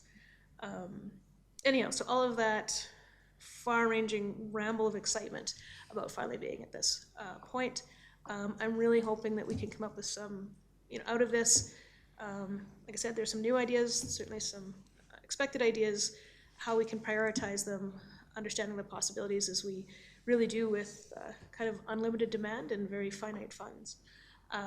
But I'd like us to really lean in to the conversation about how we can make sure that our communities are amenity rich in small ways that aren't that expensive to invest in. So that being said, I like your mixed version of a solution for council engagement as well, perhaps an engagement opportunity with the consultant, with those members of council that are interested, maybe the different recreation groups as well, and then, yeah, committee of the whole discussion as well. So my vote is not A, B, but C. Okay, thank you. Thank you. Mayor Nagel? Yeah, similar to Councillor McFadden, I was very interested to see community centers and neighborhoods at the top of the list of what people were hoping for more of. Are you able to provide any more qualitative kind of information on what specifically that is? Is it just the fact that the words in neighborhoods was mentioned, that there's this big group of people who say live up in Sunset and Fireside and they feel like they're totally disconnected and they want something in their neighborhood? Do you think that's what's being tapped into there? Through the chair to Mayor Nagel, I would say yes. There are also a lot of conversations around like a physical gathering space, and so that looked different in many conversations. So whether that was like a covered gazebo and a place where people could get together and have a barbecue, all the way to a physical building. People had all sorts of different ideas of what they would like to see specifically in their community to gather with their neighbors. And people who in the seniors community who are very engaged talk lots about senior centers. Do you think that there's some of that being driven into that section of the response here? That's a good question. I don't have that data specifically of like Age. who actually identified community centers, unless it's identified right in here, but the neighborhood gatherings is really what I heard when I was out in the community with the engagement. Okay, that's interesting. It's interesting to see the study really kind of daylight a blind spot that I would say that I had. But now that it's said, it makes a lot of sense. Even during the election, when I was trying to find places to meet with people out in communities, it really is just like the neighborhood pubs is pretty much all you've got. And if you don't want to go to a pub, then where do you go? You know, so it does make sense actually. So thanks. Councillor Gale? Is there a plan, or are we able to prioritize some of the low-hanging fruit or things that may be easier or more tangible to get done in the short term? So through the chair to Councillor Gale, so the December conversation with council would be actually bringing back the list of the prioritization. This past spring, when we engaged with council, the direction that was provided was to start really assessing based on community benefit. And so that's how all of the engagement that we were doing and all of the data that's being collected, the lists are being created on what has the greatest community benefit. So that's what the conversation would look like in December, and then that will provide us kind of those next steps and what the low-hanging fruit could be. But in the interim, we are doing things like our engagement with Samuel Spicer Park, where we're engaging communities and starting to plan very specific areas. So it's definitely a project that's happening in parallel with multiple other projects in Parks and Recreation. While we're at it, option 1, 2, combo? Combo. I Combo. like the idea of both again. Okay, thank you. Councillor McDonald? I'm curious, in the barriers to participation, there's one line that's pretty strong that says facility operation issues. Can you give any examples of what those would be? Through the chair to Councillor McDonald, I don't have the specific examples, but the consultants would, so I can definitely make sure that I'm sending that to you. Sure. Yeah, I'm just curious about that. I really enjoyed your presentation. I caught themes of people searching for autonomy in how they recreate, access, freedom. I love that idea for all of our different age groups, being able to use the spaces however they want to connect with their peers however they choose to. And I really like the idea of a conversation where we compare recreation facilities versus recreation environments. And I think that's a really great idea for a future for Cochrane. Looking at how we're gonna talk about this next, I also like option 3. I'd love an opportunity to be in an atmosphere where we can dig in deeper with the consultants. Thank you. Councillor Singh? Thank you for the presentation. So, do you know how big is the current shortage of ice, turf, or community space? Do we have a number on that? Through the chair to Councillor Singh, yes, we do. That again in December, that conversation is really focused on the data of what that shortage is. We do have the exact usage of each of the ice surfaces as an example, and every single amenity that we book out. So we do have that we're able to share in December. And a follow-up, please. So, and how will the financial realities will be communicated to manage public expectations? Through the chair to Councillor Singh, so that will be part of the plan as well. So in the visioning session, we would really be looking to council to provide that direction of what level of financial investment are we comfortable with. In this phase 2, we asked the community, what are the trade-offs and where should we be investing? And so this next conversation with council is part of that. Financial investment is exactly part of that. Thank you. And A and B, but I'll add Councillor McFadden's, add the sports group in there, please, if we can. Sorry, I didn't. Add the sports group as sports part of the groups? conversation, please. Yeah. Okay, yeah, we have engaged with all of the sports groups, but we could maybe have like a third session or something where we're back to back, where we're inviting the sports groups, if that's helpful. Like, we've been engaging with all of the sports groups all the way through since last year, but happy to continue and add another session. Sorry, if I may add, but would it be when it presented back to the community, will there be visual graphs or maps or timelines, how their feedback has been processed and shaped into the direction so far, like if that's more easier? Yes, absolutely. So all of what we learned, what we've heard reports are put on Let's Talk Cochrane, and I'm in regular contact with all of the sports groups, providing them updates on the project. We also do have our new Parks and Recreation Services manager started today, actually, and part of her role is to be relaunching our Sport and Recreation Interagency. So all of this information will be shared during the interagency as well with those groups. Thank you. Councillor McFadden? Yeah, sorry, I just wanted to provide some clarity to my thoughts. So I think the council engagement should be like one where we're together with the consultant, and then a committee of the whole.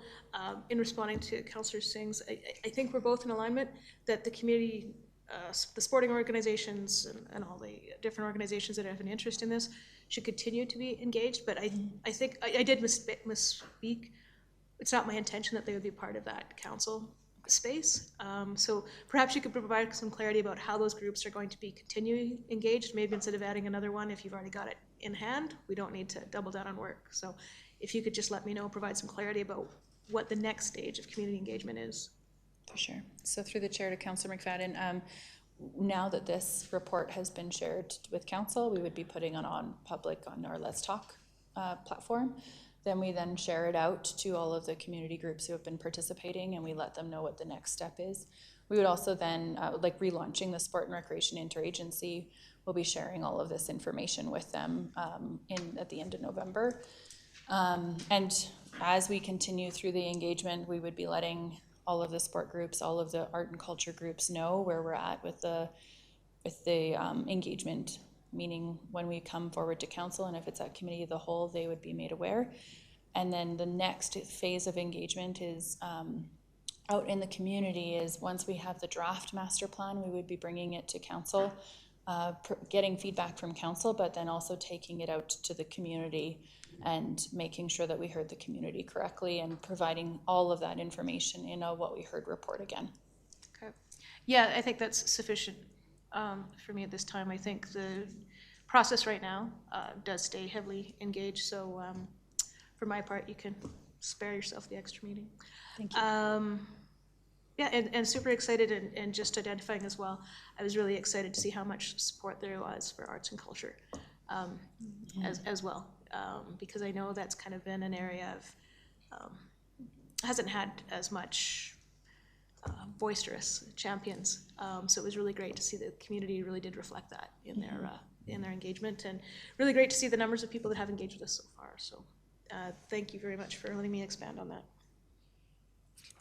Councillor Wilson, Mayor Nagel, any thoughts on options? I'm good with what everybody else has already said. Okay, Councillor Wilson?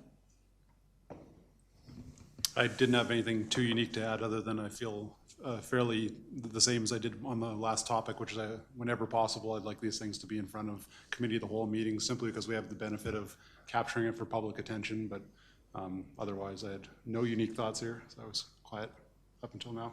I would lean that way, though, option 2, if we're up to me. Okay, I guess that leaves me.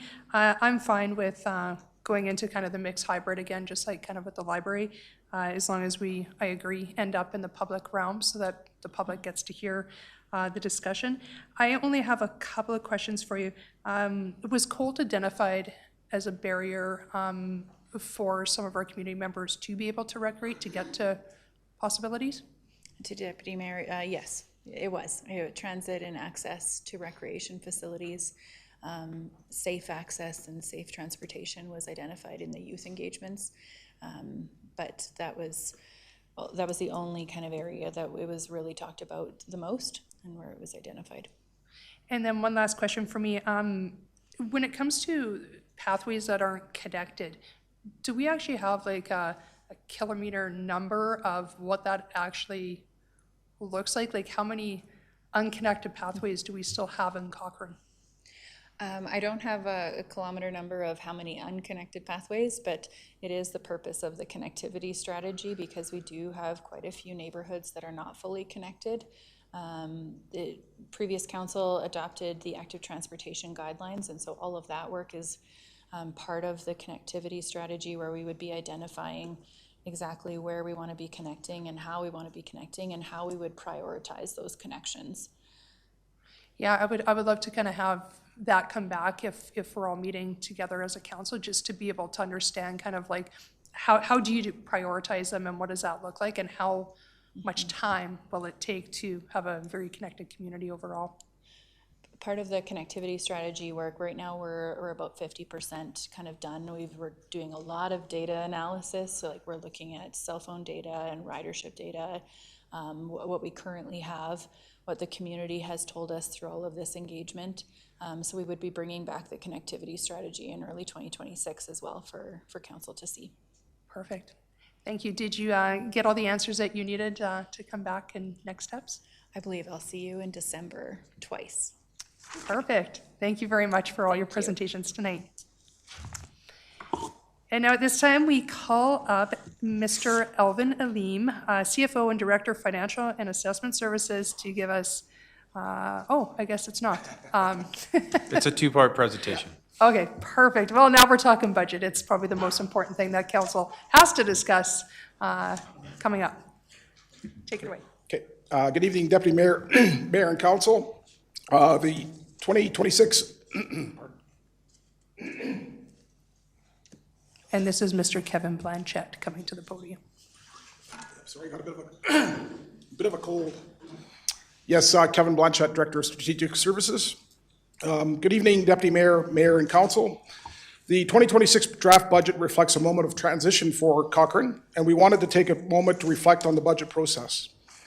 With a newly elected council and continued growth across the community, administration is focused on stability, fiscal responsibility, and maintaining services that residents rely on every day. This budget protects value for taxpayers while investing in people, infrastructure, and efficiency. It balances affordability with the need to sustain safe, reliable, and high-quality services.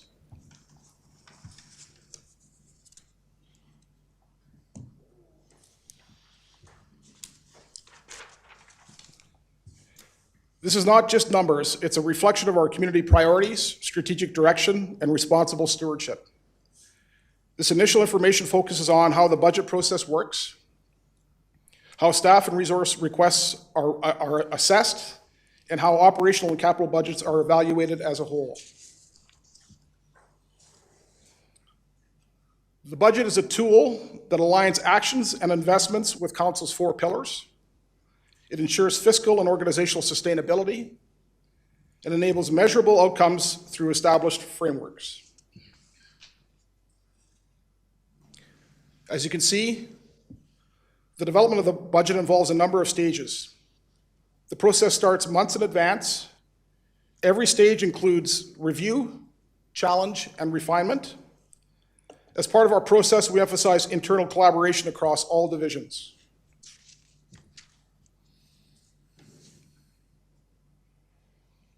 Staff increases are only recommended when analysis clearly supports need and sustainability. Each case requires discipline and data behind each recommendation. As an example, we started with a request of 35.9 FTEs, and in this budget, we'll be presenting 14.6 FTEs. So you'll see that in the upcoming draft budget. Looking at the operational budget, we apply a structured evaluation process to every budget submission, which includes reviewing historical and emerging trends, assessing inflationary and contractual pressures, especially non-discretionary costs, evaluating potential impacts on service levels, identifying opportunities for efficiencies or reprioritization. At the start of this process, the initial increase stood at approximately 16%, and through review, analysis, and refinement, We brought that down to 3.25%. Capital projects are prioritized using consistent evidence-based criteria with a focus on regulatory or safety requirements, asset condition and life cycle stage, as well as growth or community benefit, also with a focus on funding sources available and timing for the projects. Every request undergoes a comprehensive review, which includes cross-departmental challenge sessions, consolidation of operating and capital impacts, focus on alignment, affordability, and capacity, and refinement before inclusion in the proposed budget.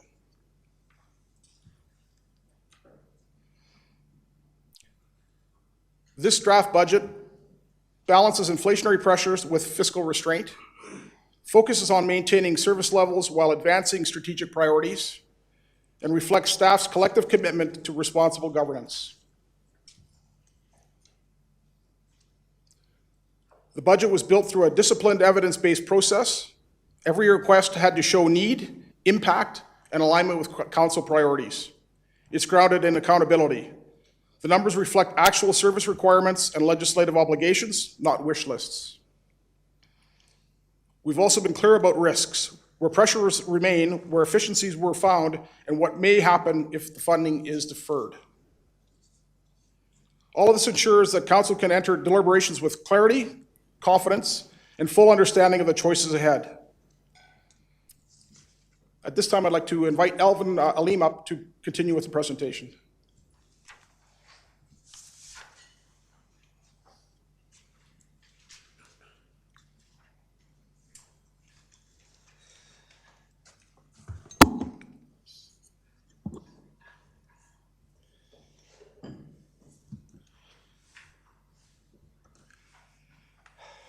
Good evening, Deputy Mayor Fedeco and Council. I am pleased to present the draft 2026 budget.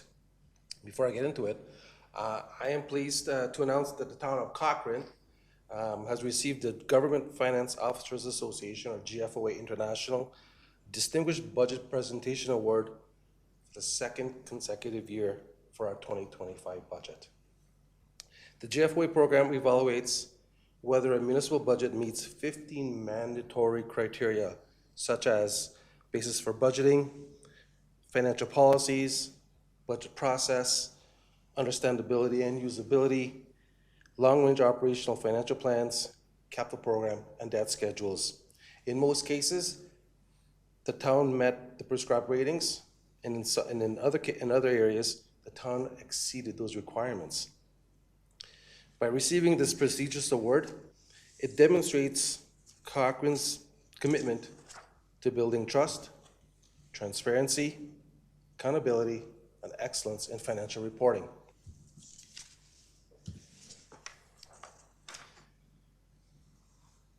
The fiscal framework are policies that establish the organization's philosophies, principles, and processes as they apply to financial health and sustainability. This initiative began in 2025, and I wanted to show Council what administration will be bringing back in 2026 for discussion and approval. So in January 2026, we will bring in the policy for investments, followed by debt in February. In March, we will bring the reserve policy as well as a strategy. In June, tax and assessment. July, user fees and charges. And in August, a policy for alternative revenues.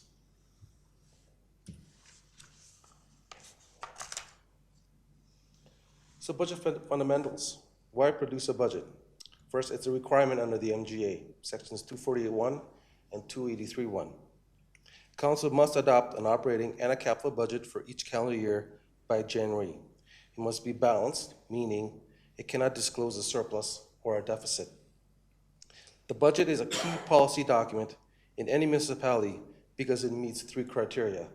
One, it allows council to make decisions regarding the level of service that can be provided to residents and businesses. Two, it guides council when making decisions to fund core services, replace or repair infrastructure. And three, address community expectations for newer, evolving, and additional services and facilities.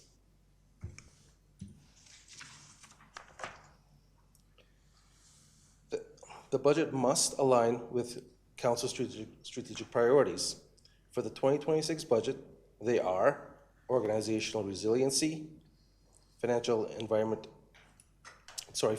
environmental stewardship, built environment, and intentional relationships.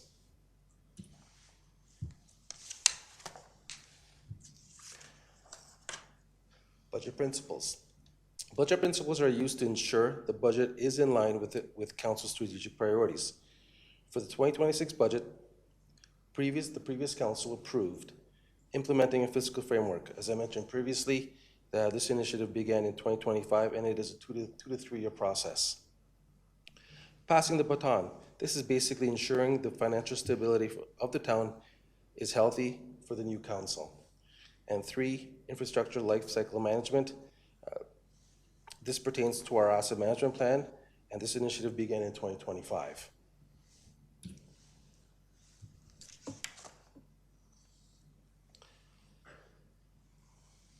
The town completed the budget survey from April to May, similar to the survey completed by the city of Leduc. This is the third year the town has completed this survey to solicit feedback from residents for the budget. The 2026 budget survey results indicate that the top priorities identified by citizens are planning for future growth, long-term sustainability, and find ways to lower future property taxes. Overall, results show most of the respondents want spending for most services to remain the same. However, the following services had the highest percentage of respondents requesting an increase in spending. So the top 3 are parks and open spaces at 26%, family and community services at 24%, and roads at 23%. Services that had the highest percentage of respondents requesting a decrease in spending were transit at 39%, partner organizations are at 32%, and municipal enforcement at 25%. Overall tax preference. Respondents were shown 4 tax strategies, and the 4 are cut services to cut taxes, cut services to maintain taxes, increase taxes to maintain services, and 4th, increase taxes to increase services. It is important to note, in total, 45% of the respondents preferred an increase to taxes to maintain or increase services, while 41% of the respondents prefer cutting services to maintain or reduce taxes. A further 14% did not have an opinion.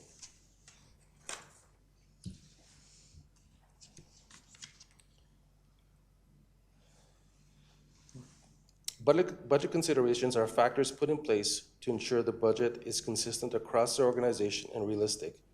These considerations were approved by the previous council for the 2026 budget, and they are using an inflationary rate of 2%, assessment growth projected at 3.75%. Energy costs are based on a wholesale energy cost agreement, which we have in place for 3 years. The local government fiscal framework and the Canada Community Building Fund are grant allocations assumed at the 2025 level. Police support allocations remain at the 2025 level. This is for the RCMP, and maintaining 2025 service levels.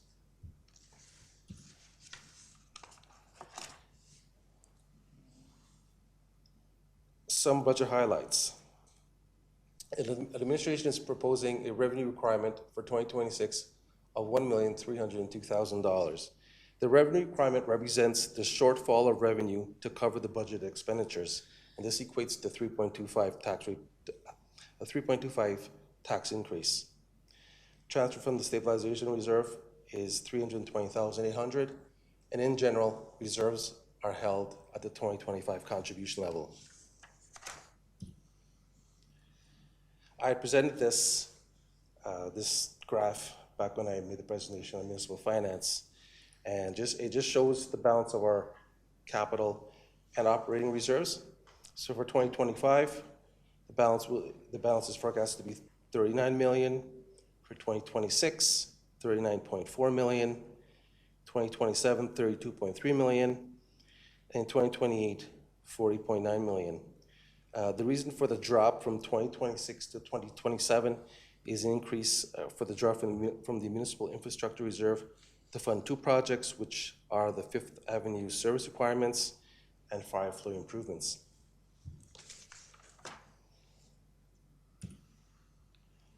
I'd like to spend a little bit of time talking about this graph. As I mentioned at the municipal finance presentation, that there are no formal rules or guidelines for reserves, and it's driven by council policy. And also, I talked about the Rural Municipalities of Alberta, or RMA. They completed a report in 2018 that shows the balance of reserves for rural and urban municipalities. And again, that was just for information, it's not benchmark. So I want to take the opportunity to show council where council stands with other comparator municipalities.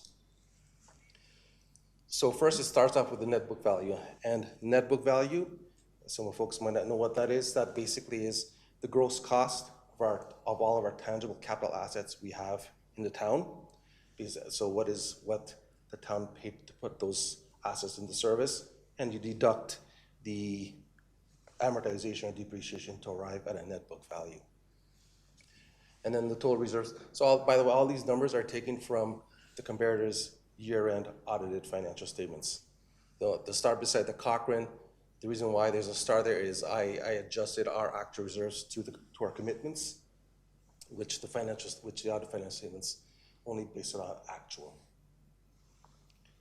So if you're looking at this graph, looking at this table, the closest comparators are the City of Leduc and the City of Spruce Grove.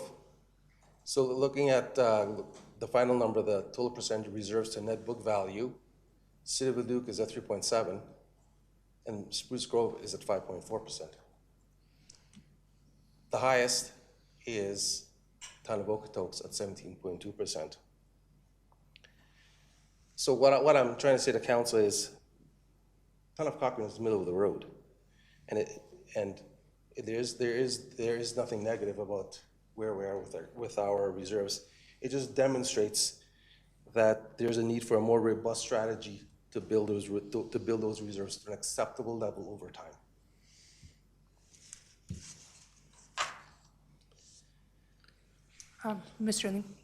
Mayor Nagel, you have a question? Yeah, I just want to get a better understanding of this net book value. So you said it's the cost that we actually paid to put the capital infrastructure in less the amortization? Correct. So it's not an estimation of our total outstanding liability? No, it's not. So because that's an interesting measure, because what that would mean is that newer communities that have their capital has not had time to depreciate, they've built it very recently after inflation, they would have a much higher net book value than older communities that have a lower net book value, but their depreciation, it's almost all depreciated to zero. So actually a high net book value is not that bad of a thing. But if you had a really low net book value, it could indicate that all of your capital is almost worthless because it's all been amortized out. The chair too, Councilor. That's a great discussion. You know, let's pick on City of Leduc. They have over $1 billion net book, but their reserves are pretty much the same as ours. So what that tells me is they have a lot of aged assets that need to be replaced versus us at $500 million. Where if you recall from the presentation I made last week, where I used the performance indicators from municipal affairs, our net book to revenue was roughly 73%, which shows that we are actively replacing our assets. Therefore, our assets are newer than those compared to City of Leduc. Okay, I have many more questions, but I don't want to interrupt your presentation too much. Sorry, we'll offline this, I guess.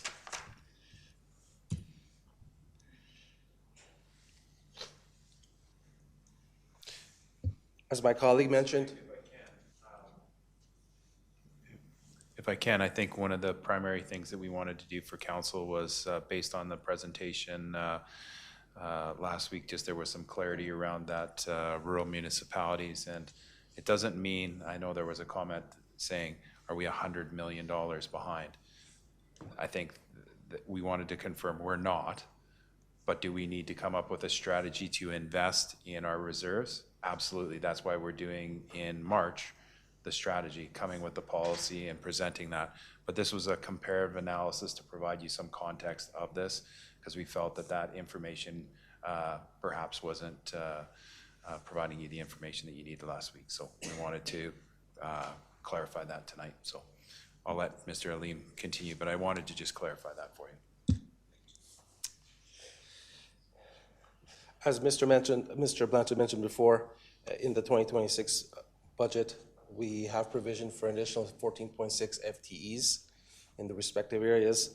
The details for each area are contained in the budget documents and will be discussed during the budget deliberations.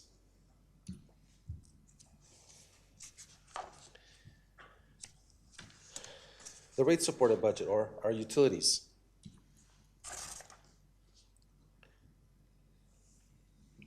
So our utilities includes water, wastewater, stormwater, waste, and recycling. The City of Calgary, which handles our wastewater treatment services, is increasing its rates. This means an annual cost increase of $260,000 starting January 1st. That's an increase of 6% from 2025. This fee will be passed on to our users or to the residents. Inflation increases. These include higher costs for power, natural gas, fuel, water meters, and material and treatment supplies. Additionally, to accelerate the implementation of the 2023 facility assessment recommendations, there's an increase of $138,000 to both water and wastewater building repair and maintenance budgets. This will help address key infrastructure and maintenance needs identified through those reviews. The capital reserve contributions have increased, and that is to address the funding requirements to replace our end-of-life major utility infrastructure. For the 2026 budget, administration is projecting an additional $1.5 million in revenue from the Community Growth and Extended Producer Responsibility Fund. These funds will be allocated to the reserve to support the development of Cochrane's future operations center, ensuring this new revenue is invested strategically to enhance long-term service delivery and operational capacity. Investing in our critical infrastructure funding, excuse me, we are also investing in our critical infrastructure funding to increase to offset the increased maintenance and repair costs for the critical infrastructure, such as water meters, underground repairs resulting from the wastewater CCTV infrastructure analysis. Even with the rate increases, the town of Cochrane still has a competitive edge over our regional partners. This table just shows the utility rate increases for the respective utilities. So for comparison 2026 to 2025, the annual increase is $84.72 or $7.06 per month.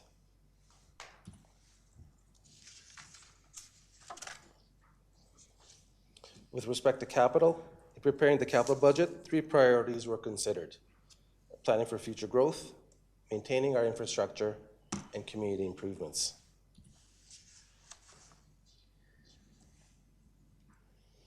So for 2026, our total capital is $36.7 million, and they're broken by facilities of $435,000, fleet and equipment, $3.7 million, infrastructure of $3.3 million, parks, $14 million, roads, $230,000, and utility projects of $14.9 million.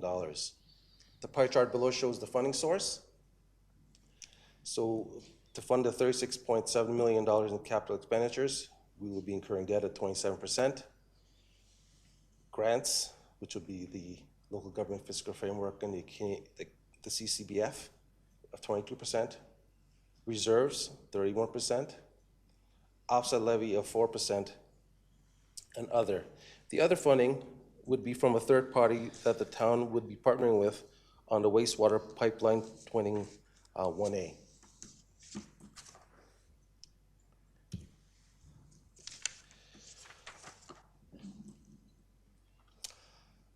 The debt ties in with our capital projects.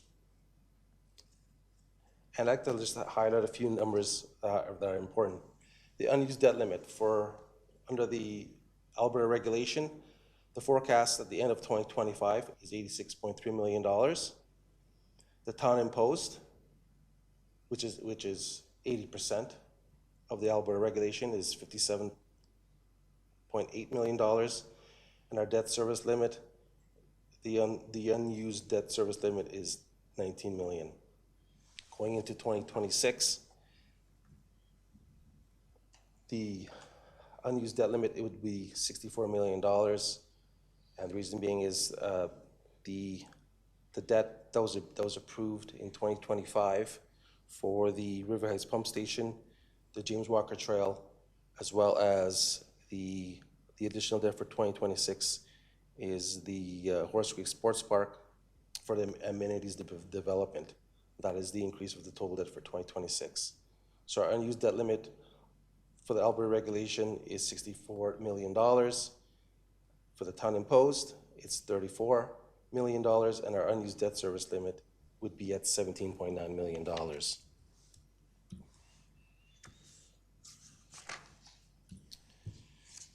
So the total bill impact, this is taking consideration the increases in our utilities, as well as incorporating the 3.25% tax increase.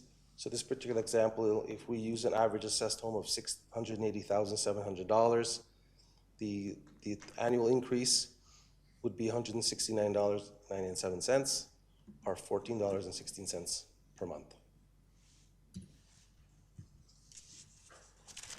With respect to engaging our community in the budget process, administration will have the draft 2026 budget available online on November 4th.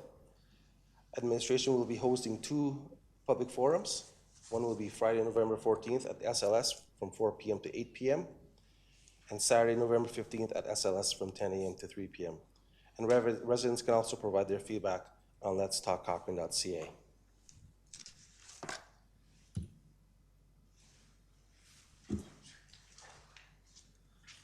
Okay, we're just going to talk a little bit about engagement and budget deliberation.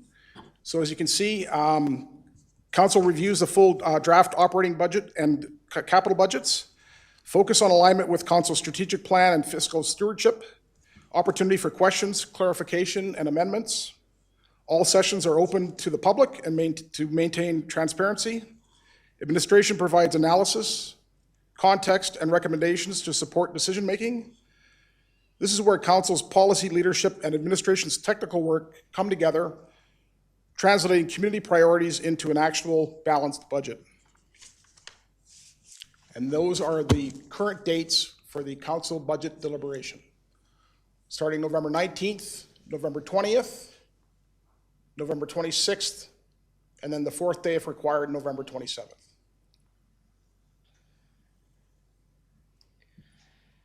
Thank you.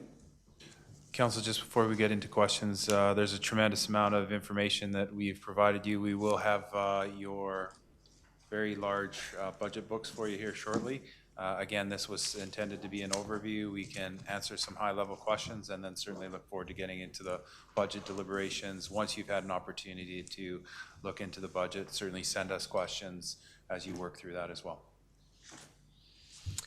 Thank you for the information. Councilor Nagel, Mayor Nagel, you are up first. Sure. I know we have several days to talk about all the nitty-gritty details. I do have a first question about the debt limit. I did confirm, looking at the 2025-2027 budget that was passed last year, that we were projected to be $1.5 million above our municipal debt limit in 2027. But I saw a much more positive number as the forecast now for 2027. Where did that $39 million come from? The chair, to Mayor Nagel, we went over in further detail, refined our 10-year capital plan, and some of the projects that required borrowing have now been deferred to future years. Okay, and will we go through all that in the sessions to come? Absolutely. Okay, thank you. Councillor McFadden? Yes, thank you very much, gentlemen, for their presentation. First off, I want to congratulate the team on the distinguished budget award for the second year in a row, so we'll just keep doing that if we can.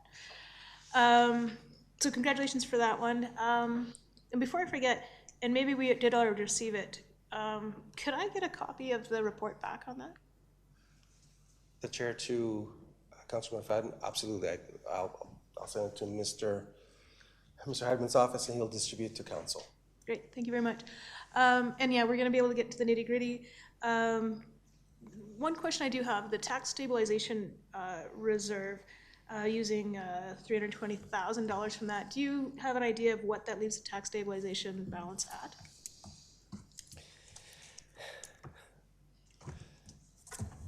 That's a good question. I don't have that information, but through Mr. Hardman's office, I'll respond to council what the balance is. Yep, no, fair enough. I'm probably getting into the wrong weeds. And now you had identified in one of my, and I've expressed this before, my frustration is I'd hoped that we were going to have the reserve strategy in place before we moved into this budget. And you've identified what your strategy is to be able to deliver on that before the end of the second quarter, I think. I mean, this is your Bailiwick.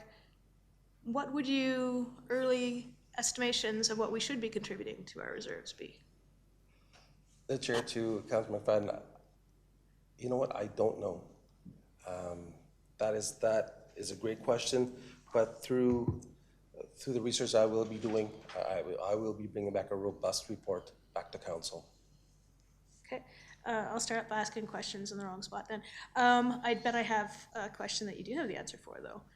You had identified the different FTEs. Within that FTEs, can you tell me if that includes fire and RCMP? It does include fire, for sure. You're hedging your bets on the RCMP? I'm just trying to recall if is that, no, I don't believe there are RCMP positions associated with that. Lisa, is there, or is there? Deputy Mayor, through Deputy Mayor to Councillor McFadden, no, RCMP is not putting forward any additional resources this year. Okay. All right, thank you very much. And then I know we had, I just want to share this. And I think we'll get an update and council will be able to give different direction at the next council meeting. I just wanted to share that when it came to the public engagement and public forums, I know the existing strategy was that staff would do this engagement. I just wanted to share that I'm not comfortable with that and would definitely prefer that the public engagement, the council would be able to be a part of that. So, Mr. Hyman, I know we've... Yeah, through the chair to Councillor McFadden, we're happy with the dates if council wishes to participate. And I know in previous years or recent years, they haven't, but we're happy to do that. One thing I'd like to share, I was speaking with a colleague actually from Leduc today, and he was talking about their engagement process, and he said to me that council, or you as new council, you've been doing some of the best engagement you can with your campaigning, and you've heard from residents. So take that as part of the engagement that you've done. You've heard from people at their doors through different events, but we're happy to have you as part of the public engagement on the 14th and 15th. I know you're coming from Alberta Munis, so it's a busy week for you, but certainly there's an opportunity to participate there as well. Okay. I would just like to flag that I'd probably like to change the dates and make that a little bit more possible, but we can flag that for future considerations. But overall, team, thank you very much for the update. To my new colleagues, happy reading, and let me know if I can answer any questions for you. Yeah, through the chair to Councillor McFadden, we'll also be providing a what we heard report through that engagement as well, as we always do. Councillor McDonald? Thank you. I think last week Councillor Singh asked a question about just the general understandability of the budget, and that was definitely questions that came up at some of the campaigning events. And you mentioned the civilians budget.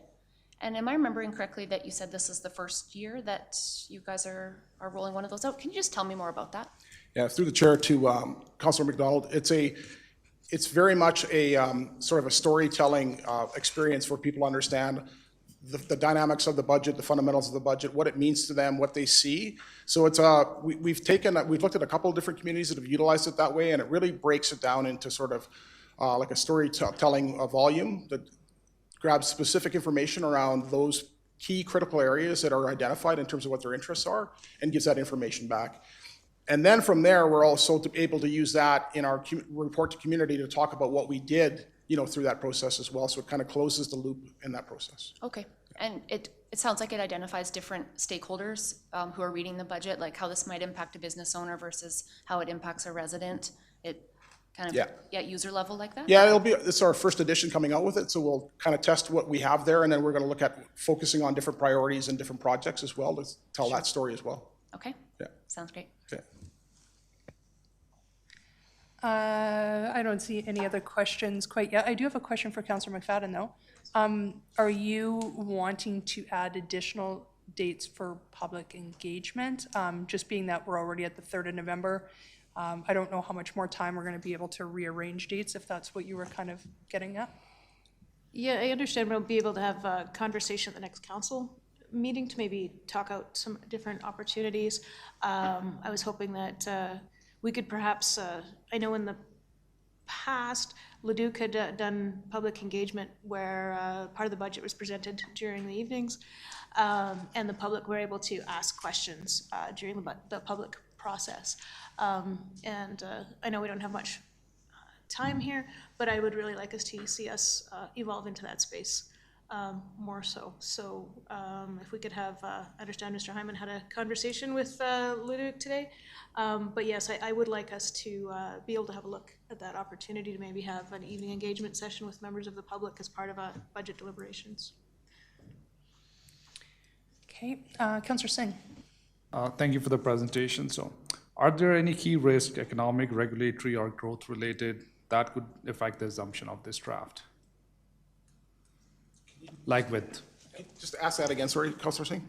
are there any risks, economic, regulatory, or growth-related, that could affect the assumption of this draft, like, geopolitical? I mean, we are very much a very fast growth community for sure.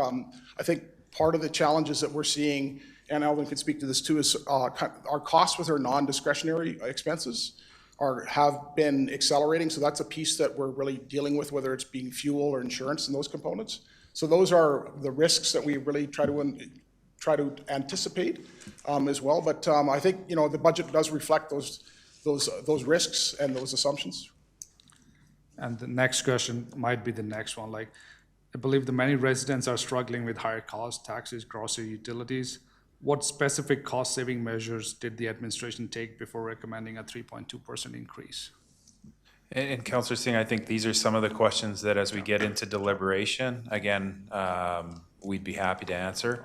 And I think that's just a very difficult question at this point. Thank you. Oh, no problem. Councillor Gale. Maybe this is another one of those questions, but we seem to be talking a lot about making it easier for residents to engage with our budget.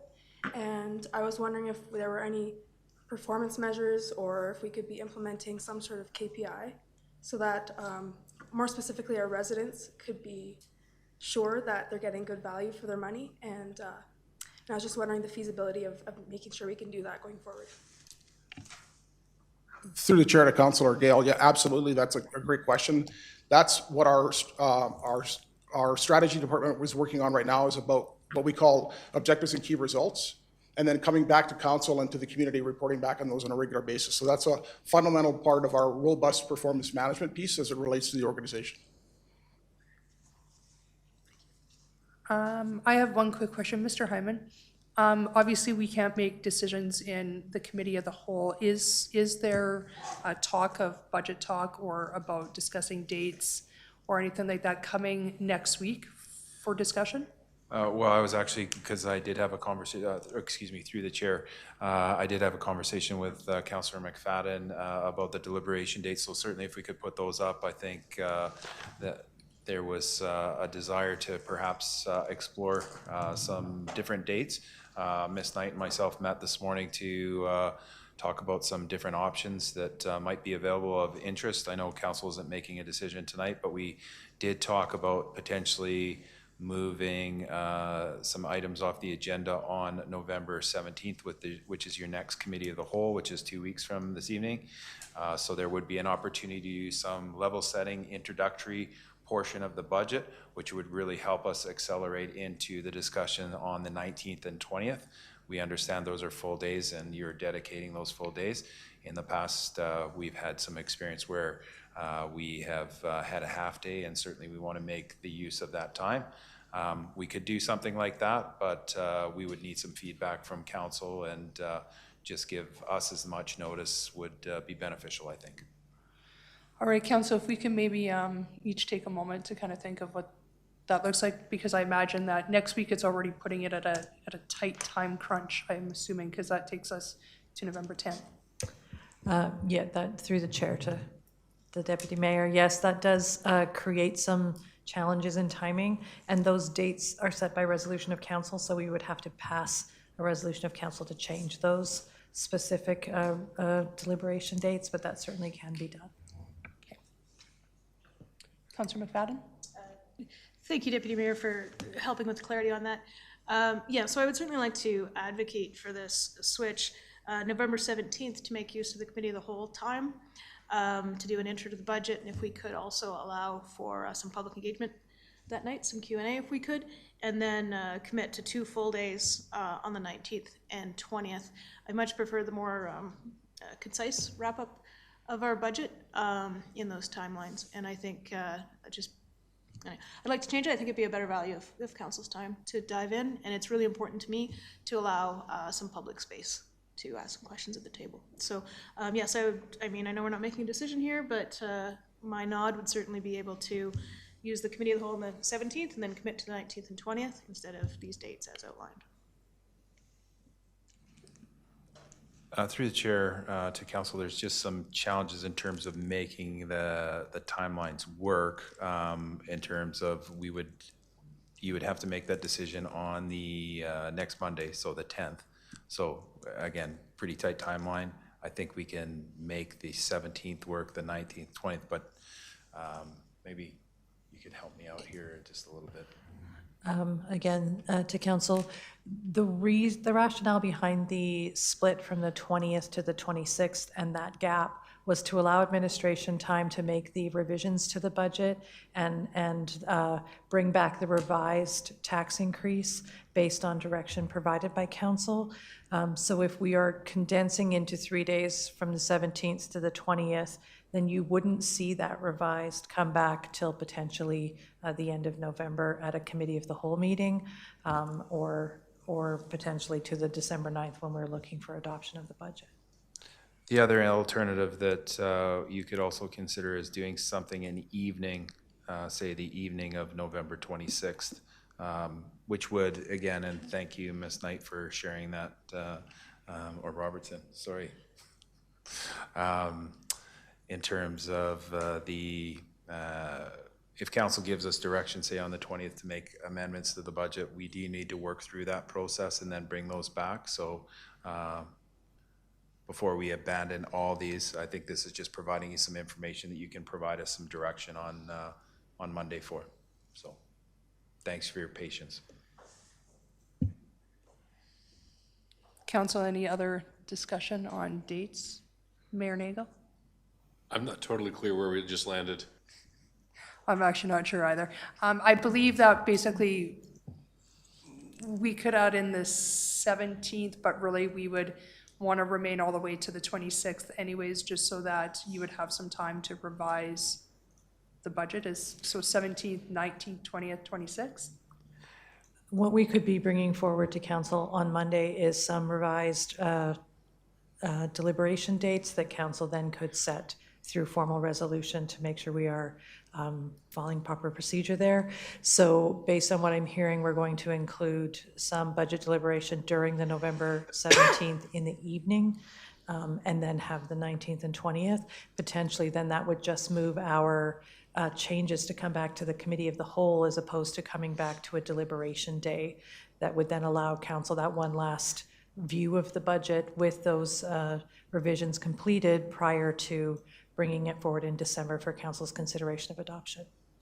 Okay, and one more question. I know that Councilor McFadden had stated that she would like to see some public engagement happen on that November 17th Committee of the Whole. Is that a possibility with Committee of the Whole meetings? Because generally we don't have a lot of public participation. To the chair and council, I think I appreciate the desire to have a public component to that. It's not feasible with the committee of the whole under the way that we currently approach it. However, I think this is something that I would recommend to council that we look to include in the future, rather than trying to do this now. We're quite late in terms of this process, but something that we could explore for future, along with the dates, that making sure there's dates in the engagement and then how we do this. I also have some feedback from Leduc. They had one person participate in their budget process last year. So again, this is just some context for, again, the value. You've had the opportunity through your campaigns to get a great deal of information. We have the information through the engagement that we've already done. We're going to do the 14th and the 15th. I'm always very supportive of engagement. I just think this might be a little bit rushed at this point. Okay, thank you. Councilor McFadden? Yeah, I can certainly hear the little bit rushed conversation, certainly respect that, so I can certainly withdraw that. I would just like us to lean more into, instead of the 17th or whatever the date is, instead of using those meetings, whether it's a committee of the whole or a council meeting, as designated committee of the whole or council meetings, just to redesignate them as budget deliberations so that we could use them however we want. And so I would much prefer that we lean into kind of like the evening of the 17th for budget deliberations, make the 19th and 20th available for full days if we need to, and then that would give staff the ability to come back on the evening of the 24th with whatever amendments, updates might happen. Time has evolved. It used to be when staff would run away for 35 minutes and come back with the adjustments. We'll give you a couple days. Anyway, that's my proposal, team. All right, council, well, it sounds like we will be possibly making a resolution next council meeting to deal with dates and engagement opportunities or whatever that looks like. I also wanted to remind the public that the budget will be available online as of tomorrow morning.